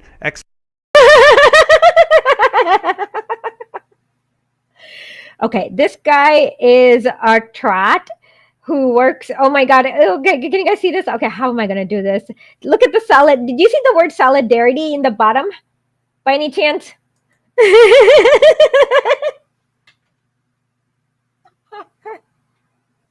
You guys can. Okay, let me see if I can find this pamphlet. But basically, this is literally, you might as well just like have gone to CIA.gov and downloaded their pamphlets on the Bolshevik. Look, it's just solidarity. Solidarity is that AFL-CIA, CIO CIA center that did the coup in Poland, and Maurice Brinton was a trot who's involved in Solidarność.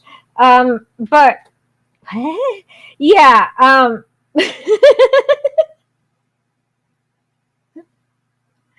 Okay.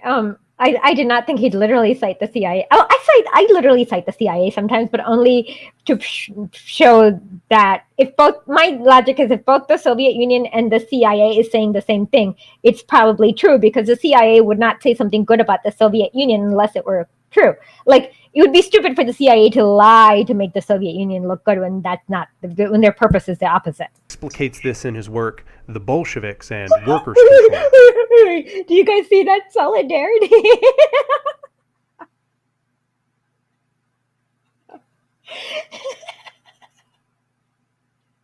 Solidarity. It's right on this pamphlet that he's showing everyone. Solidarity. Okay, sorry. I will. So sorry. I don't know. I'll forget. I'll send you the headline later. Solidarity. This is like, I can't stop laughing. I'm so sorry. Soviets and factory committees were appearing everywhere at a phenomenal rate. Their growth can be explained by the extremely radical nature of the tasks confronting the working class. Soviets and committees were far more closely associated with the realities of everyday life than were the unions. They therefore proved far more effective mouthpieces of fundamental popular aspiration. Mouthpieces of fundamental popular aspirations?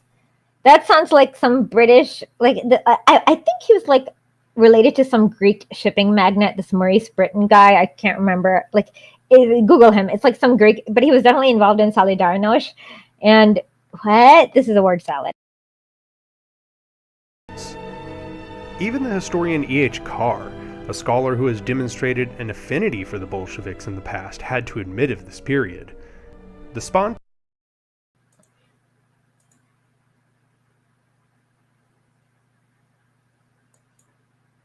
E.H. Carr. Okay, I'm gonna have to look whoever this up. Who are these? You know, this is what's really stupid. Like, when you don't cite Lenin, you have to cite really stupid people called E.H. Carr. He was born in London. Opinion discarded. Okay, sorry. He lived for nearly 90 years, and he was he worked for the London Times.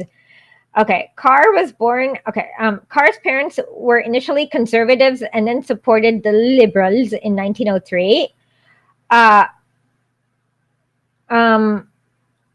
Like many, he found, oh my God, he worked for the bloody British Foreign Office in 1916. 0 times, but he cited this guy. Okay, so this guy in 1916 started working for the enemy, the British Foreign Office. You don't like, okay, even from like okay, of course, that's a Catholic university, but of course, like, Carr might be randomly right, but you have to fact check him individually with line by line by line, like the way Lenin does. Like, if it's a bourgeoisie historian, yeah, you literally have, like, usually they kind of leave out essential facts, but they the things they mention are not false, but they kind of leave out the context, is what I noticed. And this guy literally worked for the British Foreign Services Office. You might as well cite a CIA agent if you're going to, like, why not just cite Henry Kissinger while we're at it? That was his role. He was like in the British Foreign Services until 1936. So how is he Soviet-minded when he was working for the fucking British Foreign Services? I know not. And no, okay. This is because he's a British person and he's like, does not understand. He probably did not understand enough to know that it was not spontaneous. And to organize and intervene in was inevitably by which led the workers of the country. Okay, but this is like okay. The only thing I have a qualm with this is the spontaneous inclination. There was nothing spontaneous about this, but yeah, this guy's a bloody British diplomat. Spontaneous inclination of the workers to organize factory committees and to intervene in the management of the factories was inevitably encouraged by a revolution which led the workers to believe that the productive machinery of the country belonged to them.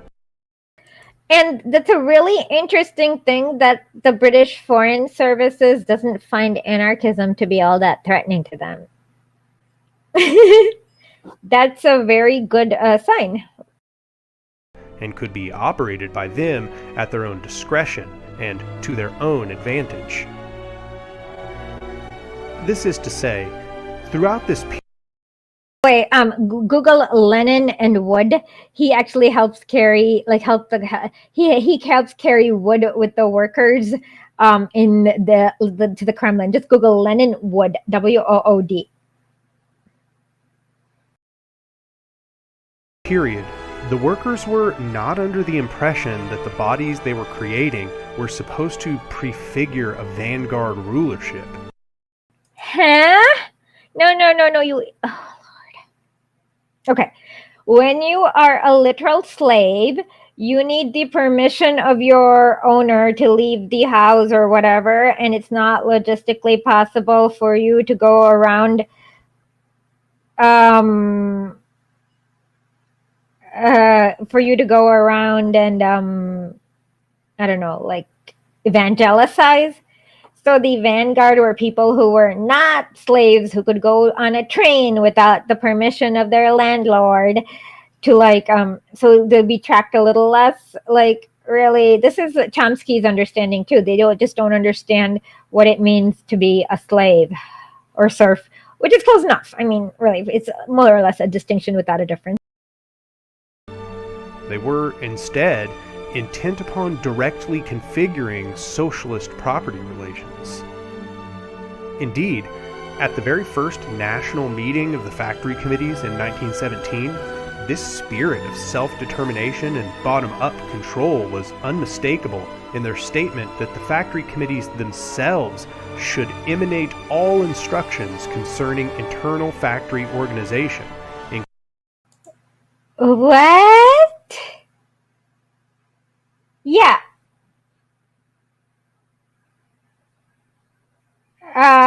Yandex. But then let me give you the Russian word for wood.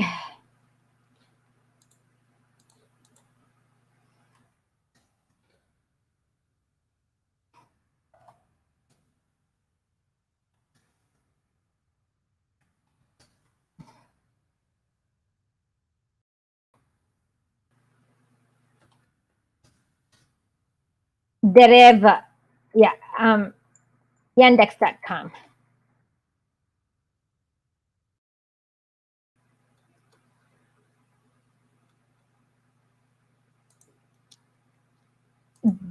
Who doesn't know what I'm talking about?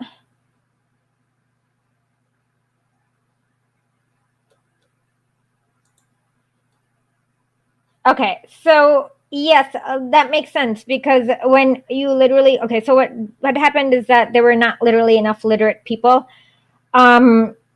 So I mean, they had nothing to work with. So Lenin's like, okay, y'all in the factory committees, you guys need to kind of make instructions so people who are behind you can come and read your instructions and kind of figure out what to do, like what is to be done kind of thing. But including hours of work, wages, hiring and firing, holidays, etc.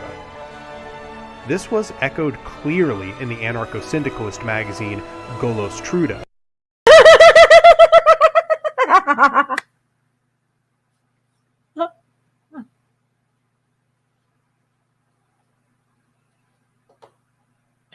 I'm sorry. Was not, oh my God, sorry. Okay,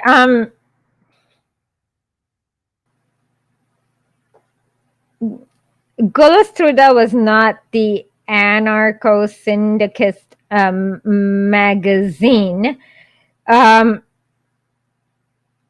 It was, Golos means voice, worker's voice, but oh my God. Yeah, Golos Truda was like a cadet adjacent organ. I'm pretty sure. Let me see. Let me just make sure. Because Lenin always.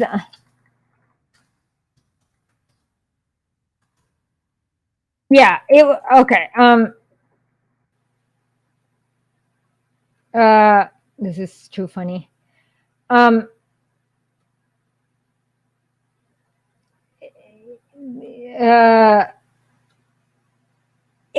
was right. It was with the Kerensky. Okay.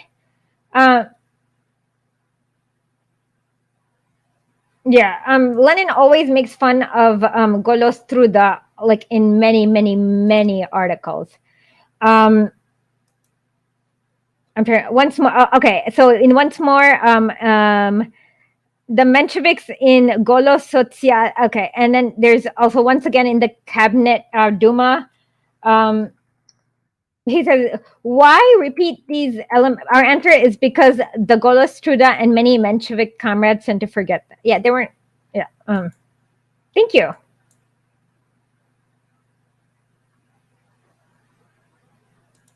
Oh, you were showing that the search. Okay. Well, he wants. Okay. Well, yeah. Okay. Oh my God. Oh Lord. Okay. And this is really funny. Okay. Saying the people demanded total. Okay, where? Okay, hold on. Let me just read this. I can't. Where is the Golos Truda? Rabochi Vzят Stran.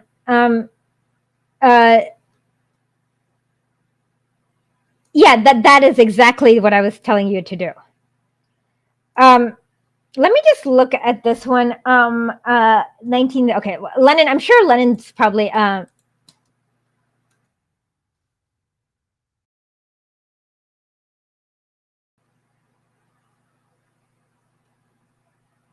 Yeah. Okay.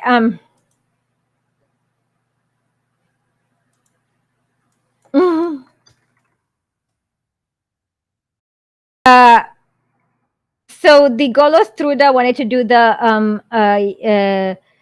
an alliance with the cadets.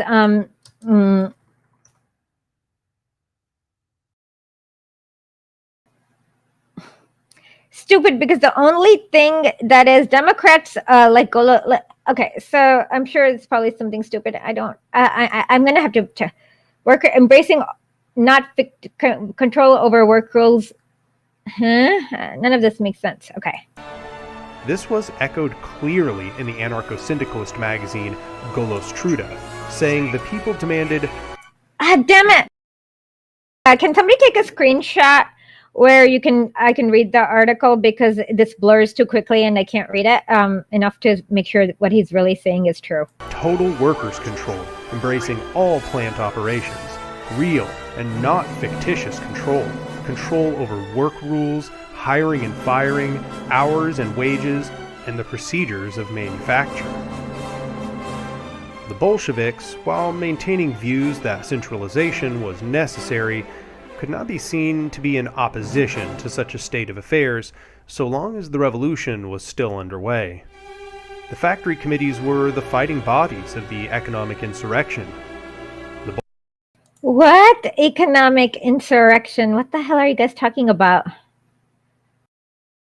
Bolsheviks would even make public statements that the factory committees were the battering ram that would deal blows to capitalism, organs of class struggle created by the working class on its own ground.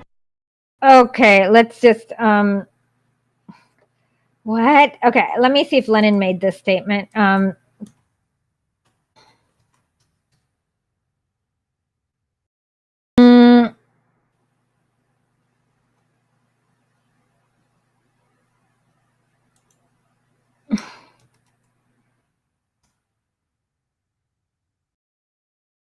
No, Lenin did not say this.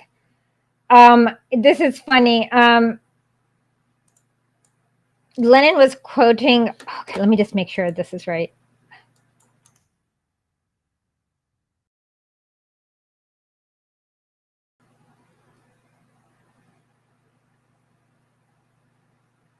Okay.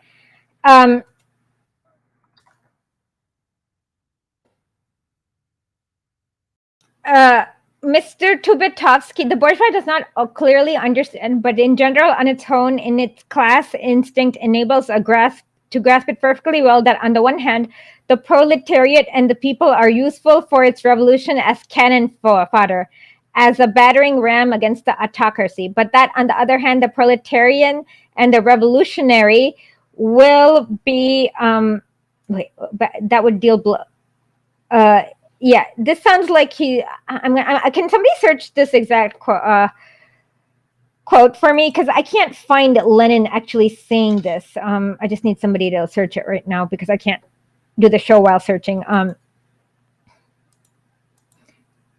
Yeah,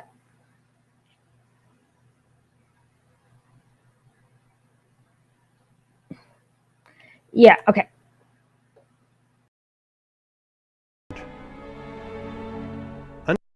Under such conditions of mass worker agitation and direct control, the Bolsheviks swept into an electoral majority. Oh my God. What the hell are you guys talking about? Electoral majority. Jesus Christ. Okay. You having a fake rules of, okay. Oh my God. He's talking about the November election. Oh Lord. Okay. Let's just remember it was the middle of World War I. And what the hell? Okay. And the election were like some random rules some inbred ancestor of the Tsar made up. But Lenin thought it was a good way to explain to people why the Tsarist Duma sucks and why they needed Soviet control. So he told everyone to like run for this election. But what's more important than the election is the fact that they fought with their tooth and nail and their hands and their feet against 14 bloody empires. 14 bloody empires. So it's so stupid. Like it's the most inane thing to be thinking about bourgeoisie rules set up by the Tsar when there's a bloody world war going on. I mean, this is like the most galaxy brain. Okay. Oh my God. Okay, I'm gonna bring this one out. I was interested in talking about this with you because you are a big brain fellow. So thank you for coming on. This is like the most big brain take I've ever seen. What a big brain fella. So, okay, so it is Maurice Britton, who's Pankrat. Thank you so much. Okay, so it's not Lenin. Okay, thank you. I knew it. Okay. And by October of that same year, the provisional government was overthrown in what is now called the October Revolution. Meanwhile, internal enemy forces, what came to be called the White Army, were beginning to form. They were not beginning to form. They had been formed for like thousands of years. They were the former Tsarist guards, and then they were being armed by the British, French, or the Americans, or the Germans, depending on which one they were. So they don't spontaneously. Oh, and then the Japanese too. I forgot. Oh, oopsie daisy. Yeah. I mean, this is so. I'm going to bring out this meme. It's I was interested in talking about this with you because you are a big brain fellow. So thank you for coming on. Okay.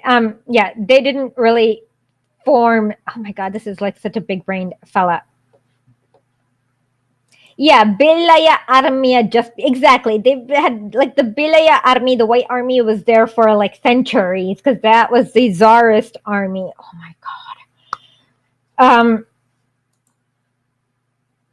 I love this. There's a really good song called Red Army.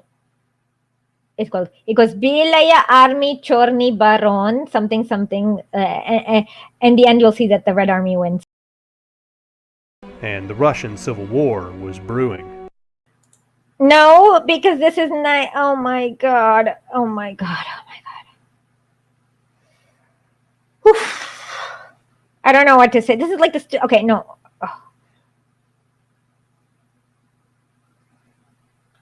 Oh my God, this is so stupid. Okay, so it's much easier to think of it as a counter-revolution than the Russian Civil War was brewing, because the counter-revolution is just like easy, the empire striking back.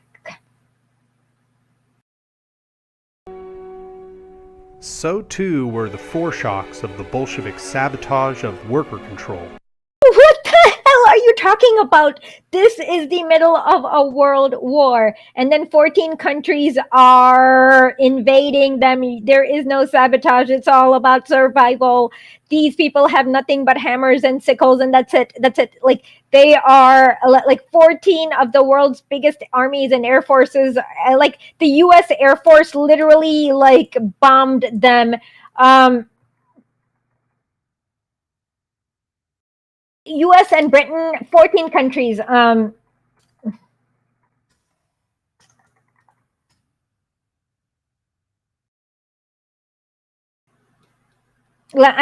remember tweeting out this article. Okay. Oh my God, I found it. Okay, so they definitely used it against Indians, like the British. Okay, so there was planes used to fight rioters in India in 1919. So I know. Let me see if I can find that New York Times article I've tweeted out.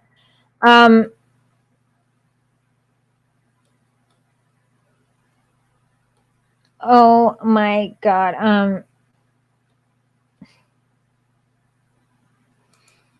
Okay, I found this.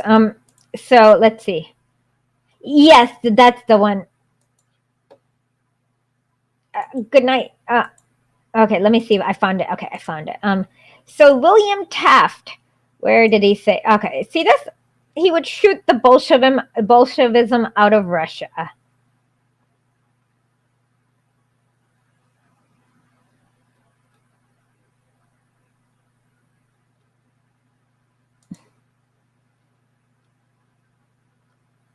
So this is like, you cannot, I mean, what, this is literally survival. Whose friend? I'm so confused now. Can somebody catch me up? Okay. Yeah, this is literally, and oh my God, like, it feels like a Ben Shapiro tweet where you have to explain to them the rules of the entire universe in order for them to like understand this. And the worst thing is that like he will be so dumb and reactionarily incomprehensible that he might not even understand what I'm saying and how it's. Oh Lord, this is going to give me a headache. And the suppression of dissent rumbling. Suppressing dissent here is super good because the dissent comes in. Just Google Soviet skin suits and Finland. They skin the workers alive. They cut off their arms, like Kolchak cut off their arms and legs. So suppressing dissent is good here. Oh my Lord. Shortly after the revolution, at the Second All-Russian Congress of Soviets, a Bolshevik spokesman was already at work attempting to bring the workers into obedience to the party, saying, Okay, so yes, because they had 14 countries invading them. They were starving.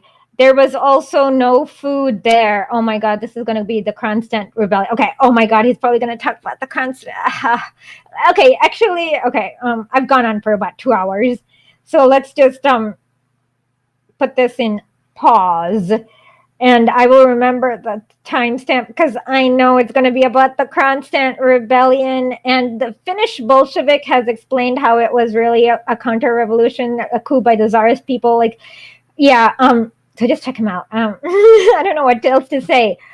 Oh God, I can't. I don't have patience. It's like I feel like I have to repeat the same story over and over. Like I need to create like some nice sound bites where somebody needs to make me a checklist of all the stupid things that Americans say about 1917, so that I can make like these like automatic videos that can be inserted at any point, so that I don't have to say the same thing over and over. Okay, I will go for 5 more minutes. Okay. Oh, Lord. New laws will be proclaimed within a few days dealing with the workers' problems.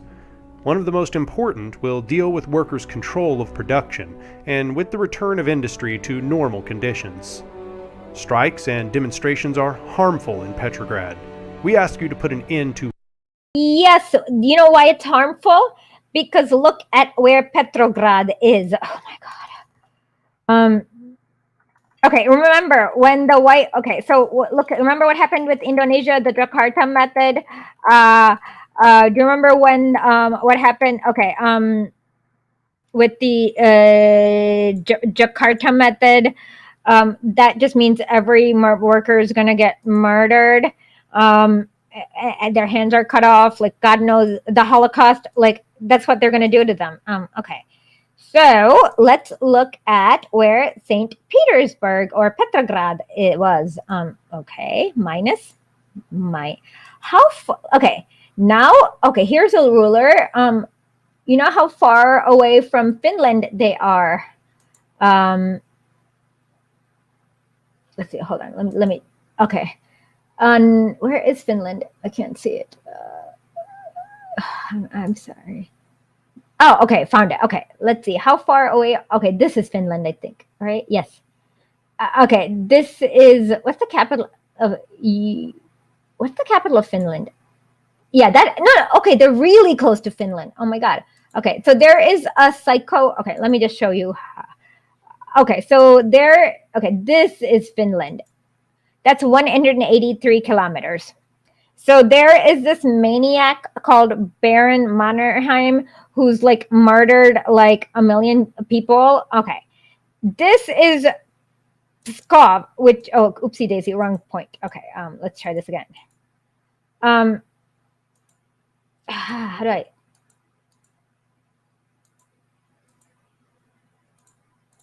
Let me reload this. Damn it. Okay. So this is Moscow. This is okay. So this is another hostile white army is right here. And then Kolchak and Denikin is right here. So St. Petersburg, if like, yes, Lenin, I mean, this is literally true. It was dangerous for St. Petersburg to fall because all these psychos, look at how, like, it's so close to all these psychos who are going to come and, like, kill everyone.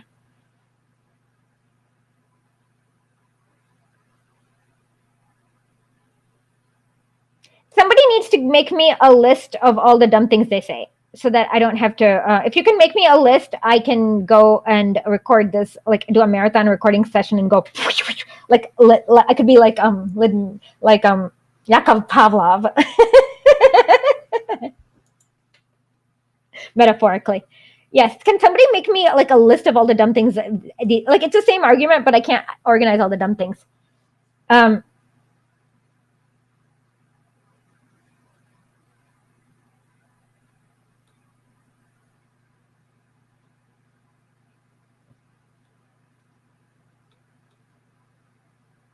I don't want to know. Okay. Oh God. Yeah. We don't. Yes. Don't screw with me. Yeah. So this is the thing is that Westerners always do is they never assume if it's true. They're just like, oh my God, Serbia said that Montenegro is killing priests. Okay. Is it true? Yeah, they are kind of, maybe, or is it, yeah, they were kind of killing Orthodox priests. So then what Serbia said is no longer scandalous because it's not an inflammatory accusation. It's literally the truth. So this is literally the truth. There are 14 psycho armies here waiting to kill everyone, commit that, like, my God.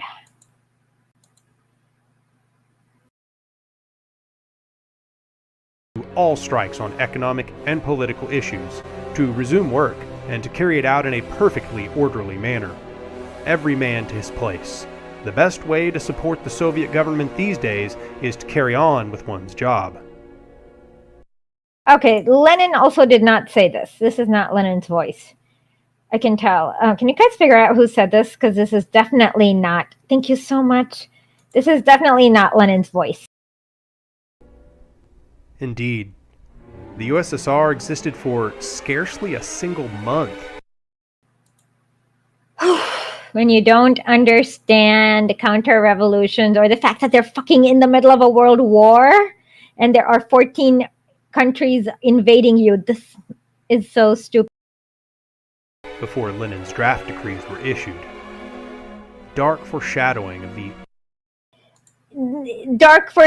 of how despicable imperialists are in their utter thirst for greed, that they're willing to murder millions of people who barely cannot read. Like the West is, that's all the West does is wage wars against illiterate peasants who want some food.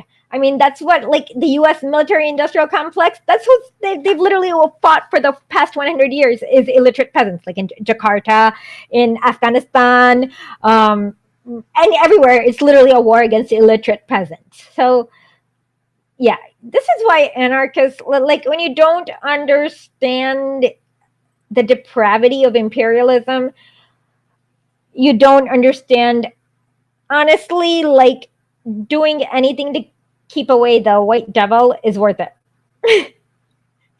And that's why people in the third world, we love Lenin and we love Stalin, and because we know what they did is, I mean, I wish India had a Lenin. I wish India had a Stalin. I mean, we did, but we did have Lenin and Stalin, but we needed our own Lenin and our own Stalin. I mean, things would have been so different. Like, children would not be working in mica factories for Rihanna if India had its like own Lenin and Stalin. And that's where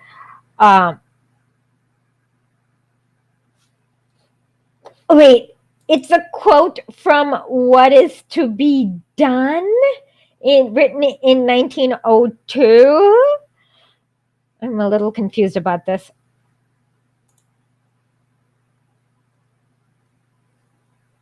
Yeah, like every third world country. Like, I mean, anyone who doesn't let those okay, can you just can you go to What Is to Be Done and find where that quote is, if it's true? Because then it's like makes no sense whatsoever to put it here, because What Is to Be Done is literally what is to be done in 1902 to 1917. And okay, well, just go to read What Is to Be Done and figure out where it is. Okay. So, yeah, this is why, I mean, yeah, I know, but you have Xi, and you guys did, like, I wish we had Maoist, or India needed a Maoist revolution, but we didn't, and now we have this. Like, the difference between India and China is night and day. Like 50 years ago, they were about the same. No, sorry, 100 years ago, they were about the same. Okay, so Lenin did not say that. That sounds like bullshit. I knew it. I can always tell when something is Lenin's voice. Yeah, exactly. Yeah, well, except the Naxalites are not a joke. Okay. Okay, I knew Lenin did. I can always tell when Lenin says something because I know what his voice sounds like. I don't know how to. I can tell when Lenin says something or when. Okay, so it's literally from a British shipping magnate trot or whatever. Okay, I don't know about the shipping magnate, but oh, yeah, I took. I'm taking a course on Mao Zedong thought right now. So it's really cool. It's like about how to develop like a. Well, I mean,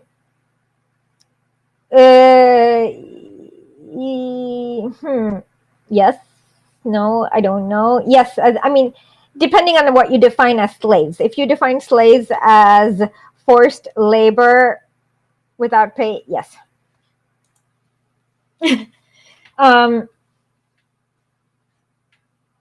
So,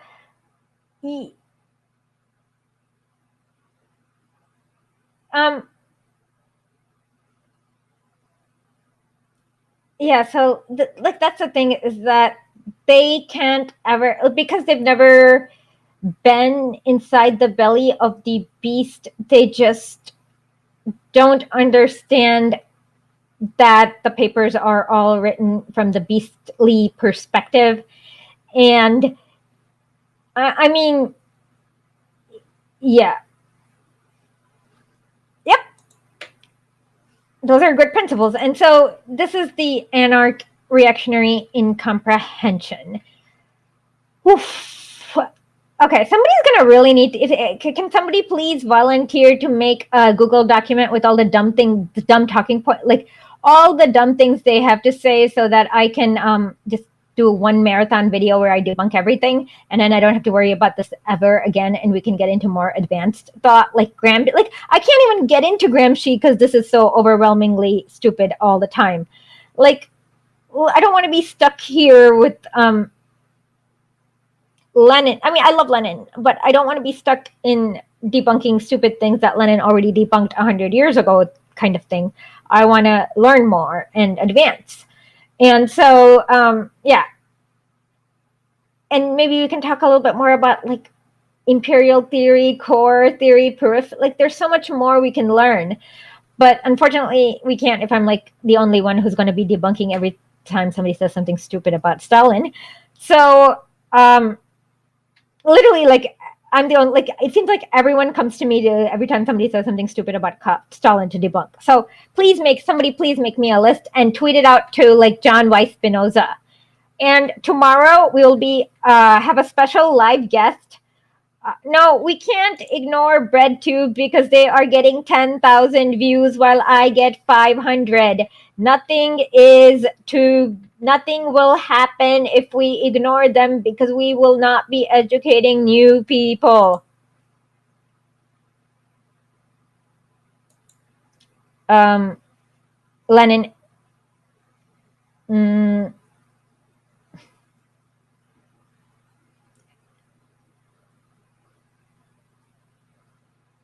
Yeah, this will be, yeah, if somebody can make me a list of dumb things, they all repeatedly say over and over and over to the point where like I'm bored. That's because you are an educated person, but the way the YouTube Google algorithm works is that because I trolled A-Nark, now his audience will get this video as a suggested video because they like doing no, Wash is too small potatoes for Lenin to kill. He would be totally taken care of by some old babushka in Poland or Ukraine. Like seriously, like a babushka with a rolling pin should just put him out of his. Like I swear to God, all he needs is a Russian babushka with a rolling pin to whack him over the head a few times to like take out the counter-revolutionary from him. That's all he needs. Yeah, you don't even have to go to Lenin. Like any babushka just goes bang, bang, bang, bang, bang, and then he will be. That's all he needs. Thank you so much. I did thank you. I'm so sorry. I missed it. I must have missed it. I'm so sorry. Thank you so much. This is the sweetest thing. Thank you.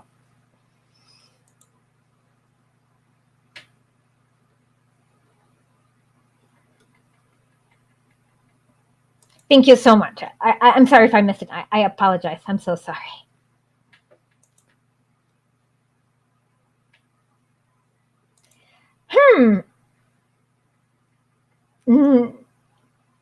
No, I think he'd be too afraid to be within 5 meters of a proper Russian babushka. She's gonna so whack him up over the head.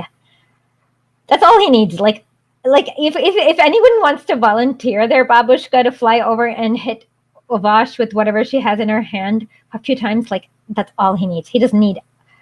Okay, everyone, literally everyone. He would definitely, literally everyone besides G, like literally everyone.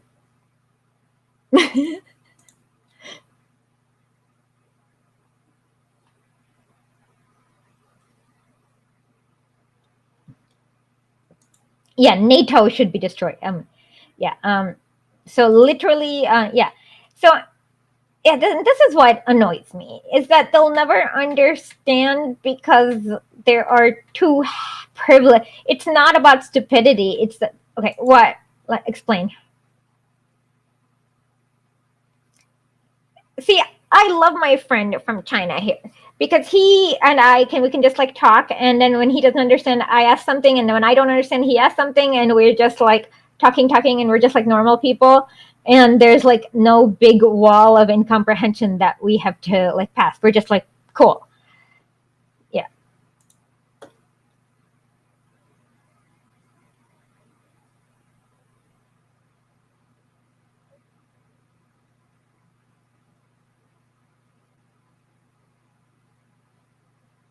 No, Lenin would not kill Xi. Xi's the only one who will be spared.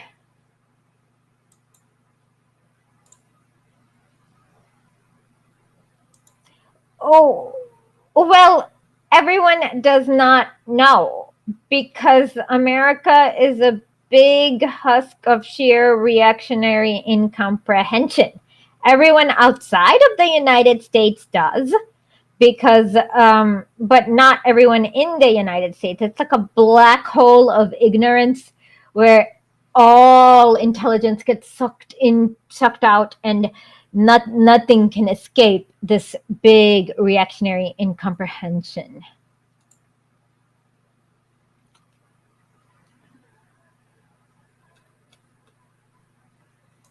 Well, that's because they're not really looking to achieve anything.